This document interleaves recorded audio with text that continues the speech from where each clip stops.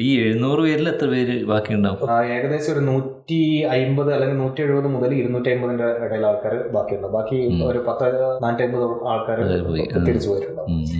അത് കഴിഞ്ഞ് നമ്മൾ അവിടെ നിന്ന് ഓക്കെ പാസ്സായതിനു ശേഷം നമുക്ക് ചെറിയൊരു ലീവ് തരും.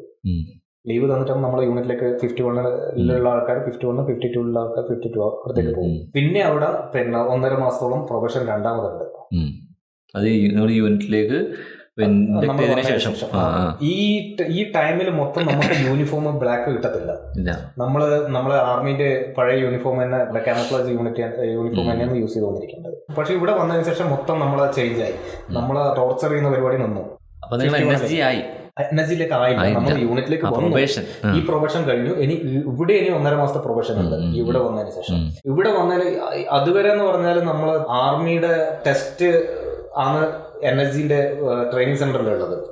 ആർമിക്ക് എന്തൊക്കെയാണ് ടെസ്റ്റ് എന്ന് പറഞ്ഞിട്ട് ഇപ്പം 5 കിലോമീറ്റർ ആണെങ്കിൽ 25 മിനിറ്റിനുള്ളിൽ എത്തിയാലും പാസ്സാണ്. 5 കിലോമീറ്റർ ഉണ്ട്.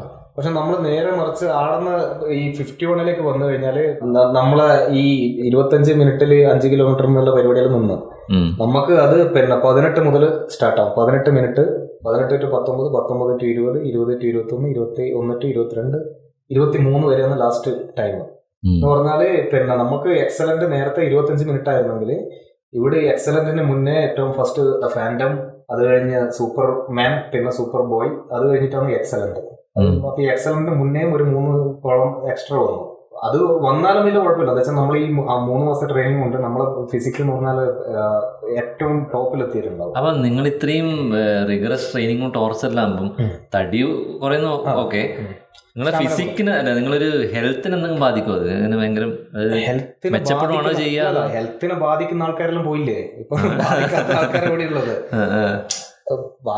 ഹെൽത്തിനെ ബാധിക്കുന്ന നിങ്ങൾ സർവൈവ് ചെയ്ത ആൾക്കാരല്ലേ? സർവൈവ് ചെയ്ത് കഴിഞ്ഞെങ്കിലും ഹെൽത്തിന് എന്തെങ്കിലും ലോങ് ടേം സൈഡ് എഫക്ട് അങ്ങനത്തെ സൈഡ് എഫക്ട് ഇപ്പം ഉറക്കത്തിന്റെ പ്രശ്നം എന്തെങ്കിലും ചിലപ്പോൾ ഉണ്ടാവുമായിരിക്കും. പക്ഷെ അത് കവർ ചെയ്യാം. അതാ ഞാൻ പറഞ്ഞത്, ബാധിക്കുന്നവരൊക്കെ നേരത്തെ പോയി, ബാധിക്കാത്തവരാണ് ഇവിടെ ഉള്ളത്. അപ്പൊ അതിനുശേഷം ഇത് റണ്ണിങ് ആയാലും 3 കോളം മുന്നേറ്റേക്ക് വരും. നേരത്തെ റോപ്പ് കേറി റോപ്പ് താഴെ ഇറങ്ങിയാൽ മതി. ഇതിപ്പം റോപ്പിന്റെ അകത്ത് നമ്മൾ വെപ്പടും കാര്യങ്ങളൊക്കെ എടുത്ത് നമ്മൾ കാലുകൊണ്ട് പിടിച്ചിട്ട് താഴെ ഇറങ്ങിയാൽ മതി, അത് പാസ്സാണ്. പക്ഷെ ഇവിടെ എന്ന് പറഞ്ഞാൽ നിലത്ത് ഇരുന്നിട്ട് കാല് നേരെ സ്ട്രെയിറ്റ് വെച്ച് എൽ ഷേപ്പ് എന്ന് പറയും. അപ്പം ഈ കൈ കൊണ്ട് മാത്രം കാല് കയറണം, അതുപോലെ തന്നെ ഇറങ്ങണം. അപ്പൊ അങ്ങനെ അതിനൊക്കെ പോയിന്റ്സ് ആണ്. അപ്പം ഈ പോയിന്റ് 23 മറ്റോ അധികം വേണം, എന്നാലേ നമ്മള് ഇവിടെ പാസ് ആവത്തുള്ളൂ. അതുപോലെ അവിടെ ഫയറിങ് നോർമൽ ഫയറിങ് ആയിരുന്നു. ഇവിടെ ഫയറിങ്ങിന്റെ സിസ്റ്റം മാറി. ഒരു പിസ്റ്റളിന്റെ ആണെങ്കിൽ 4-5 ടൈപ്പ് ടെസ്റ്റായി. MP5 അതുപോലെ തന്നെ 4-5 ടൈപ്പ് ടെസ്റ്റ്. പിന്നെ BOC എന്ന് പറഞ്ഞിട്ടുണ്ട്, ബാറ്റിൽ അസോൾട്ട് ഒബ്സ്റ്റാക്കിൾ കോഴ്സ്. അതിന്റെ ടൈമിങ് നമ്മൾ ചേഞ്ച് ആയി. മണിയൂരിലെ ഫ്രണ്ട് പാസ്സായില്ലേ? അവനും പാസ്സായി. അവനും നമ്മൾ രണ്ടും ഒരേ യൂണിറ്റിലായിരുന്നു. പേര് ഞാൻ മറന്നുകൊണ്ട് പേര് ഞാൻ മറന്നു. പിന്നെ അപ്പം പോയിന്റ് നമ്മൾ എടുക്കണം. അപ്പൊ 21, 22, 23 പോയിന്റ്. അത് കഴിഞ്ഞ് നേരത്തെ ഫയർമാൻ ലിഫ്റ്റ് എന്ന് പറഞ്ഞ സംഭവം ഒരാളെ ചുമലിലെടുത്തിട്ട് നമ്മൾ 50 മീറ്റർ ഓടേണ്ട ഒരു ഇതുണ്ട്. അത് ഇവിടെ 50 മീറ്റർ എന്നുള്ളത് മാറി 90 മീറ്റർ ആയി. നീളം പിന്നെയും കൂടി. അപ്പോ എല്ലാ ടെസ്റ്റും ഇങ്ങനെ വ്യത്യാസമാണ്. നേരത്തെ 9 ഫീറ്റ് ഡിച്ച് ഉണ്ട്, 9 ഫീറ്റ് നീളമുള്ള കുഴി ജമ്പ് ചെയ്ത് ജസ്റ്റ് കടന്നാൽ മതി. ഇതിപ്പം 9 ഫീറ്റിന് ശേഷം 10 ഫീറ്റ് 11 ഫീറ്റ് അങ്ങനെ പറഞ്ഞിട്ട് കൂടി വരും. അത്ര ഒന്നാളധികം ജമ്പ് ചെയ്യുന്നു, അതിന് അനുസരിച്ച് പോയത്. നേരത്തെ കുറച്ച് കുറഞ്ഞു. അല്ല, ടെസ്റ്റ് നമ്മളത് ടഫായി. നമുക്ക് പക്ഷെങ്കിൽ ടോർച്ചർ ഇല്ല. നമ്മളെ ടോർച്ചർ ഇല്ല. നമുക്ക് രാത്രി പ്രോപ്പറായിട്ട് ഉറങ്ങാൻ സമയം കിട്ടും. അത് കൂടാണ്ട് പിന്നെ ഇവിടെ വന്നു കഴിഞ്ഞാൽ നമുക്ക് ഫുള്ള് പ്രോപ്പറായിട്ടുള്ള ട്രെയിനിങ്, ടെക്നിക്കലി ആയിട്ടുള്ള ട്രെയിനിങ് ആണ് തരുന്നത്. ഹെലി ട്രെയിനിങ് തരും നമുക്ക്. മെട്രോ ഹൈജാക്ക് ആയാലും എങ്ങനെ ഡൽഹി മെട്രോയിൽ പോയിട്ട് അവിടെ നിന്ന് ട്രെയിനിങ്, നോർമൽ ട്രെയിനിന്റെ അകത്തുനിന്ന് ട്രെയിനിങ്. പ്രൊബേഷൻ പീരീഡ് എത്ര? 6 മാസം? അല്ല, ഇതിന്റെ 3 മാസം പ്രൊബേഷൻ, അത് കഴിഞ്ഞ് ഈ 1.5 മാസം. പിന്നെ 1.5 മാസം 1.5 മാസം മോളില് കൊണ്ടുപോകും. നമ്മളെ മോളിൽ കൊണ്ടുപോയിട്ട് ട്രെയിനിങ് ബിൽഡിങ്ങുകൾ, പല ബിൽഡിങ്ങുകളിൽ. ഇതിപ്പോ ഞാൻ പണ്ട് ട്രെയിനിങ്ങിന്റെ സമയത്ത് പറഞ്ഞില്ല, ഒരു ഇടിഞ്ഞു പൊളിഞ്ഞ ബിൽഡിംഗ് ഒക്കെ അതുപോലുള്ള സെയിം സംഭവങ്ങൾ ഇവിടെ ഉണ്ടാക്കി വെച്ചിട്ടുണ്ട്. അതിന്റെ അകത്ത് കയറിയിട്ട് നമുക്ക് ഫയറിങ്ങിന്റെ ട്രെയിനിങ്, വീടിന്റെ അകത്ത് എങ്ങനെ വെടിവെക്കേണ്ട ട്രെയിനിങ് അതുണ്ട്. അപ്പം നമ്മൾ ഇത് ഇവിടെ കഴിഞ്ഞ ട്രെയിനിങ് സെന്ററിൽ നിന്ന് ചോദിച്ചപ്പം നീ ഫ്രണ്ട് റോൾ അടിക്കടാന്ന് പറഞ്ഞ പോലെയല്ല ഇവിടെ. ഇവിടെ ഒരു കാര്യം നമ്മളോട് ക്ലിയർ ആയി ചോദിച്ചു കഴിഞ്ഞാൽ നല്ല ഇൻസ്ട്രക്ടേഴ്സ്. പിന്നെ വേറൊരു കാര്യം ഞാൻ പറയാൻ വിട്ടതെന്ന് വെച്ചാൽ, ഇന്ത്യൻ ആർമിന്റെ ഞാൻ നേരത്തെ പറഞ്ഞായിരുന്നു പാരാഷൂട്ടർ കമാൻഡോസ് ആണ് ഏറ്റവും നല്ലത്. അപ്പൊ ഇവിടെ വരുന്നതിൽ 50% ട്രെയിനിങ്ങിന് വരുന്നത് പിന്നെ ഈ പാരാ കമാൻഡോസ് ആണ്. 50% ആർമിന്റെ ഒന്നും 50% ആർമി, 50% ഇവർ, അല്ലെങ്കിൽ ഒരു 70% 30% അങ്ങനെ. NSG വിളിക്കുന്നതാണോ ഈ കമാൻഡോസ് വോളണ്ടറിലി അപ്ലൈ ചെയ്യുന്നതാണോ? ഇത്രയും ആൾക്കാരെ NSGയിൽ ഓരോ യൂണിറ്റിൽ നിന്ന് വേണമെന്നുണ്ട്. അപ്പം അതിൻ്റെ അകത്ത് ഇത്ര പെർസെന്റേജ് പാരാ കമാൻഡോസ് വേണമെന്നുണ്ട്. ഈ ഒരു പിന്നെ ഡിഫിക്കൽട്ടി ലെവൽ വെച്ചിട്ട് പാരാ കമാൻഡോ ആവുന്നതാണോ black hat commando? NSG black hat commando അല്ല, പക്ഷെ അതാ ഞാൻ പറയുന്നത്. പിന്നെ പാരാ കമാൻഡോസും ഇതിന്റെ അകത്തേക്ക് വന്നിട്ട് ഒരുപാട് ആൾക്കാർ ഫെയിൽ ആയിട്ട് തിരിച്ചു പോകുന്നുണ്ട്, റിജക്ട് ആയിട്ട് തിരിച്ചു പോകുന്നുണ്ട്. അത് പിന്നെ ഒന്നും പറയാൻ വേണ്ടി പറ്റത്തില്ല. എന്താ വെച്ചാല് ആ സമയത്ത് നമ്മളെ പിന്നെ മെന്റാലിറ്റി എങ്ങനെയാണ്, നമ്മളെ പിന്നെ ഭാഗ്യം എങ്ങനെയാണ്. ഇപ്പം സൈക്കോളജി ടെസ്റ്റ് ഫെയിൽ ആയി കഴിഞ്ഞാൽ ഒന്നും ചെയ്യാൻ പറ്റത്തില്ല. പിന്നെ ഫിസിക്കൽ അയാൾ ഓക്കെ ആയിരിക്കും, പിന്നെ വേറെ എന്തെങ്കിലും പ്രശ്നം പറ്റി, കാലിനെന്തെങ്കിലും പറ്റി, അങ്ങനെ ഒരുപാട് ആൾക്കാർ തിരിച്ചു പോകുന്നുണ്ട്. ഇവിടെ വന്നു കഴിഞ്ഞാൽ ഇത് പ്രോപ്പർ നമുക്ക് ട്രെയിനിങ് ആണ് നമുക്ക് തരുന്നത്. അതുപോലെ തന്നെ നമ്മൾ ഫയറിങ് ഡെയിലി 200-300 റൗണ്ടൊക്കെയാണ് ഫയർ ചെയ്യുന്നത് ഇവിടെ. ഈ 1.5 മാസം കഴിഞ്ഞ് പിന്നെ അത് ലീവ് ഉണ്ട്. 1.5 മാസം കഴിഞ്ഞ് കഴിഞ്ഞാൽ നമ്മൾ ടെസ്റ്റ് നടക്കും. ടെസ്റ്റ് നടക്കുമ്പോൾ പിന്നെ എല്ലാത്തിനകത്തും പിന്നെ ഈ 23 മേലെ മാർക്ക് കിട്ടി കഴിഞ്ഞാൽ നമ്മൾ പാസ്സായി കഴിഞ്ഞാൽ, അതും നിങ്ങൾ നേരത്തെ പറഞ്ഞ പോലെ ഇപ്പം ബഡ്ഡി എല്ലാവരും മെലിഞ്ഞിട്ടല്ലേ എന്ന് പറഞ്ഞില്ലേ, മെലിഞ്ഞ ബഡ്ഡി. അപ്പൊ എന്നെ എടുത്തിട്ട് ഒരുത്തൻ ഓടിയായിരുന്നു, മറ്റേ ഫയർമാൻ ലിസ്റ്റ് എന്ന് പറഞ്ഞാൽ. പിന്നെ ആള് ഫെയിലായി. ഫെയിലായിട്ടാകുമ്പോ അവൻ എന്നെ അല്ല, അതിനുശേഷം ഒരാഴ്ച കഴിഞ്ഞ് നമ്മള് പിന്നെ ബലിദാൻ പരേഡ് എന്ന് പറഞ്ഞ ഒരു പരേഡ് ഉണ്ട്. നമ്മളെ സർവ്വധർമ്മസ്ഥലം എന്ന് പറയാം. ശരി പറഞ്ഞ അമ്പലത്തിന്റെ അകത്ത് എല്ലാ മതത്തിന്റെയും ഇതുണ്ട്. പിന്നെ അപ്പൊ അവിടെ കൊണ്ടുപോയി പിന്നെ പൂജയും പ്രാർത്ഥനയൊക്കെ കഴിഞ്ഞിട്ടാകുമ്പോൾ നമ്മൾ കുറിയൊക്കെ വെച്ച് പിന്നെ നമുക്ക് ഈ ചെസ്റ്റില് നമുക്ക് പുതിയ പിന്നെ ചെസ്റ്റിൽ നമുക്ക് ബലിദാൻ എന്ന് പറഞ്ഞാൽ നമുക്ക് ബാഡ്ജ് ആ ബാഡ്ജ് നമുക്ക് കിട്ടും. പിന്നെ ആ ബാഡ്ജ് നമ്മളെ CO ആണ് നമുക്ക് വെച്ച്. നിങ്ങൾ ബ്ലാക്ക് യൂണിഫോം അന്നാണ് നമ്മൾ ബ്ലാക്ക് യൂണിഫോം ഫസ്റ്റ് ആദ്യത്തിനാണ് ബലിദാൻ പരേഡ് എന്ന് പറയുന്നത്. അതൊരു സംഭവമായിരിക്കും. അത് ആക്ച്വലി അതെന്ന് പറഞ്ഞാൽ ആടിനൊക്കെ അമ്പലത്തിലൊക്കെ അല്ലെങ്കിൽ ഇതിന് വലിയ കൊണ്ടുവന്ന ബലിദാൻ എന്ന് പറഞ്ഞാൽ അതന്നെ സംഭവം. നമ്മള് രാജ്യത്തിന് വേണ്ടിയിട്ട് കൊല്ലാനും ചാവാനും റെഡിയായെന്ന് കാണിക്കുന്നത്. അപ്പം അങ്ങനത്തെ ഒരു പരേഡ് നടക്കും. അപ്പം എന്റെതൊക്കെ അത് കഴിഞ്ഞു. അപ്പം ഇവൻ തമിഴനാണ്. ഇവൻ എന്നെ എവിടെ കണ്ടാൽ ഇവന്റെ യൂണിഫോമിന്റെ കളർ മാറിയില്ല, നിന്നെ എടുത്തിട്ട് ഓടിയാൽ എന്നെ എവിടെ കണ്ടാലും തമിഴിൽ തെറി പറയും. പിന്നെ അപ്പൊ അതിന് കഴിഞ്ഞ 1 മാസം കഴിഞ്ഞിട്ടാണ് അവന്റെ ആയത്, അവന് ബലിദാൻ പരേഡ് ആയത്. പക്ഷെ നമ്മളെ സാലറിയും കാര്യങ്ങളൊക്കെ എല്ലാം ചേഞ്ച് ആവും. പക്ഷെങ്കിൽ ഈ യൂണിഫോം. അപ്പം ഇതിന്റെ വർക്കിംഗ് അറേഞ്ച്മെന്റ് എങ്ങനെയാണ്? നീ ഇന്ത്യൻ ആർമിയിലുള്ളൊരു പിന്നെ എംപ്ലോയി എന്ന് പറഞ്ഞൂടാ, സോൾജർ, പിന്നെ ഒരു ഡെപ്യൂട്ടേഷൻ ഇതിൽ വിട്ടു പോലെയാണോ? ഡെപ്യൂട്ടേഷൻ ആക്ച്വലി 3-3.5 കൊല്ലത്തേക്കുള്ള ഡെപ്യൂട്ടേഷൻ. അപ്പൊ ഇതിന്റെ സാലറി നിങ്ങൾക്ക് കിട്ടുക ഇന്ത്യൻ ആർമിന്റെ ആണോ? ഇന്ത്യൻ ആർമിന്റെ നമുക്ക് സാലറി വരും. ഇതിന്റെ കൂടെ നമുക്കൊരു എക്സ്ട്രാ അലവൻസ് ഈ ടഫ് ആയിട്ടുള്ള സ്ഥലം, ഞാൻ നേരത്തെ പറഞ്ഞ രാഷ്ട്രീയ റൈഫിളിലായാലും ഈ NSG ആയാലും അതുപോലെ തന്നെ വികാസ് എന്ന് പറഞ്ഞൊരു യൂണിറ്റ് ഉണ്ട്. പിന്നെ ഇങ്ങനെയുള്ള നമ്മൾ എവിടെയൊക്കെ ഈ ടഫ് ആയിട്ടുള്ള സിയാച്ചിൻ ഗ്ലേസർ പിന്നെ യൂണിറ്റിലേക്ക് നമുക്ക് പോകുമ്പം ഫിനാൻഷ്യലിയും ഒരു ബെനിഫിറ്റ് ഉണ്ടാവും. ഒരു അത്രയും പെർസെന്റേജ് നമുക്ക് പൈസ എക്സ്ട്രാ കിട്ടും. ഇതൊക്കെ കഴിയുമ്പോൾ പിന്നെ ഫിനാൻസിനെ കുറിച്ച് ആലോചിക്കാൻ തന്നെ സമയം ഉണ്ടാവില്ലേ? പക്ഷെ ഇവിടെയൊക്കെ എന്ന് പറഞ്ഞാൽ ഈ നമുക്ക് ആ സമയത്ത് 8,000 രൂപ മറ്റൊന്ന് അന്നേരം അധികം കിട്ടുന്നുണ്ടായിരുന്നു, ചെറിയ പൈസ അന്നേരം ഉണ്ടായിരുന്നു. അപ്പൊ ആ പൈസയൊക്കെ നമുക്ക് ഫുഡിന് വേണ്ടി ചെലവാകും. നമ്മൾ എക്സ്ട്രാ ഡയറ്റ് എടുക്കണം. നമ്മൾ നോർമൽ ആൾക്കാർ കഴിക്കുന്ന ഭക്ഷണം കഴിച്ചാൽ പോലെ. അപ്പം ആ ഭക്ഷണത്തിന് വേണ്ടിയിട്ട് ആ പൈസ ചെലവാകും. പക്ഷെ ഇവിടെയൊക്കെ എന്ന് പറഞ്ഞാൽ ഞാൻ പറഞ്ഞില്ല, വളണ്ടിയർ ആയിട്ട് ആൾക്കാർ പോകുന്നത് അവര് പൈസക്ക് വേണ്ടിയിട്ടോ അല്ലെങ്കിൽ ബാക്കിയുള്ള കാര്യത്തിന് വേണ്ടിയിട്ടോ അല്ല. അവര് ആ ഒരു ഉള്ളിൽ നിന്നുള്ള ഒരു ഇതുണ്ട്, അതിന് വേണ്ടിയിട്ടാണ് പോകുന്നത്. എനിക്കിനി ചോദിക്കാനുള്ള ഈ ബാക്കിൽ കാണുന്ന ചിത്രത്തിനെ കുറിച്ചാണ്. നമ്മള് പിന്നെ എനിക്ക് ഓർമ്മയുണ്ട്, നമ്മൾ എത്രാം വയസ്സായി 2008 മുംബൈ 26/11 അറ്റാക്ക് നടക്കുന്ന സമയത്ത് എത്ര 22 വയസ്സോ 23 വയസ്സാ 21 തോന്നുന്നു, ഏതാണ്ട് ഏർലി 20s സമയത്ത് 4 ദിവസം നമ്മൾ ടി വിൻ്റെ മുമ്പ് തന്നെ. അപ്പോൾ ആ സമയത്ത് എനിക്കൊന്ന് അബി ഇങ്ങനെ ആർമിയിലാന്ന് നമുക്ക് അറിയാമെന്നല്ലാണ്ട് ബാക്കി കൂടുതൽ ഡീറ്റെയിൽസ് ഒന്നുമല്ല. എനിക്കൊന്ന് അവർക്കും ഗംഗാട്ടനും അച്ഛനമ്മക്ക് തന്നെ കറക്റ്റ് ഡീറ്റെയിൽ ചിലപ്പോൾ NSG ആയാലും പറഞ്ഞിട്ടുണ്ടാവും, പക്ഷേ ഇതിലുണ്ടോയെന്ന് അറിയില്ല. അത് തിരിച്ച് വന്ന് നമ്മളിവന് ലീവിൽ വന്നപ്പോഴാണ് അറിയുന്നത് അബിയും അതിനകത്തൊരു ഭാഗം ഉണ്ടായിരുന്നു. നമുക്ക് അന്നേരം NSG നമ്മൾ കേൾക്കുന്നില്ലാണ്ട് പിന്നെ NSG എന്താണ്, ഇതിൻ്റെ ട്രെയിനിങ് എന്താണെന്ന് അറിയുമ്പോൾ നമുക്ക് ശരിക്കൊരു പിന്നെ ബഹുമാനം തോന്നും, അസൂയം തോന്നും, മനസ്സിലായി, എല്ലാം കൂടെ ഒരു മിക്സ്ഡ് ഫീലിംഗ് ആയിരിക്കും. അപ്പം അന്ന് കുറേ ബിറ്റ്സ് ആൻഡ് പീസസ് നീ എൻ്റെ അടുത്ത് പറഞ്ഞ എനിക്ക് ഓർമ്മയുണ്ട്. അവിടെ നടന്ന സംഭവങ്ങളും അവൻ കുറേ പ്രൈവറ്റ് ഫോട്ടോഗ്രാഫ്സ് അതാവുന്ന അതിൻ്റെ ഉള്ളിൽ ഫെസിലിറ്റിൻ്റെ ഉള്ളിൽ നിന്ന് എടുത്തതും പിന്നെ കുറേ കാഷ്വാലിറ്റീസിൻ്റെ എല്ലാം ഫോട്ടോഗ്രാഫ്സ് കണ്ടത് ഇപ്പോൾ എനിക്ക് ഓർമ്മയുണ്ട്. അത് കൂടുതൽ എനിക്ക് ഇപ്പം നിൻ്റെ ലാപ്പിൽ ഉണ്ടെന്ന് ഞാൻ വിശ്വസിക്കുന്നത്. പിന്നെ അതിനെക്കുറിച്ച് എനിക്ക് ശരിക്കും അറിയണം. അപ്പോൾ നീ NSG ആയതിനു ശേഷം എത്ര സമയം കഴിഞ്ഞിട്ടാണ് ഈ ഒരു ഇൻസിഡൻറ്റ് നടന്നതും അതിലേക്ക് എങ്ങനെയാണ് നീ എത്തിപ്പെട്ടതെന്നല്ല എങ്ങനെയാണ്? 2007 ആണ് ട്രെയിനിങ്ങിന് വേണ്ടിയിട്ട് പോയത്. പിന്നെ ഒരു വർഷം ഏകദേശം കഴിഞ്ഞപ്പോഴാണ് പിന്നെ ഈ 2008 നവംബർ 26 എന്ന് പറഞ്ഞാൽ അന്നേരം എൻ്റെ സ്ക്വാഡ് നേരത്തെ ഞാൻ ഹെഡ് ക്വാർട്ടർ സ്ക്വാഡനിലായിരുന്നു. ഹെഡ് ക്വാർട്ടർ സ്ക്വാഡനിൽ നിന്ന് 2 സ്ക്വാഡനിലേക്ക് പോസ്റ്റഡ് ആക്കി. 2 സ്ക്വാഡനിലെ സ്ക്വാഡൻ കമാൻഡർ ഉണ്ട്, പിന്നെ ഒരു മേജർ റാങ്കിലുള്ള ഒരാളാണ്. അവര് റേഡിയോ ഓപ്പറേറ്റർ ആയിട്ടാണ് ഞാൻ പോസ്റ്റഡ് ആയത്. നിങ്ങളപ്പോൾ മാനേജറിലുണ്ടാവുക? മാനേജറിലാണ്. NSGന്റെ എല്ലാ യൂണിറ്റ്സും ഹോൾട്ട് ചെയ്യുന്ന എവിടെയാണോ? അല്ല, NSGന്റെ ഞാൻ പറഞ്ഞല്ലോ 51 force head quarter training centre ഇതൊക്കെ മാനേജറിലാണ്.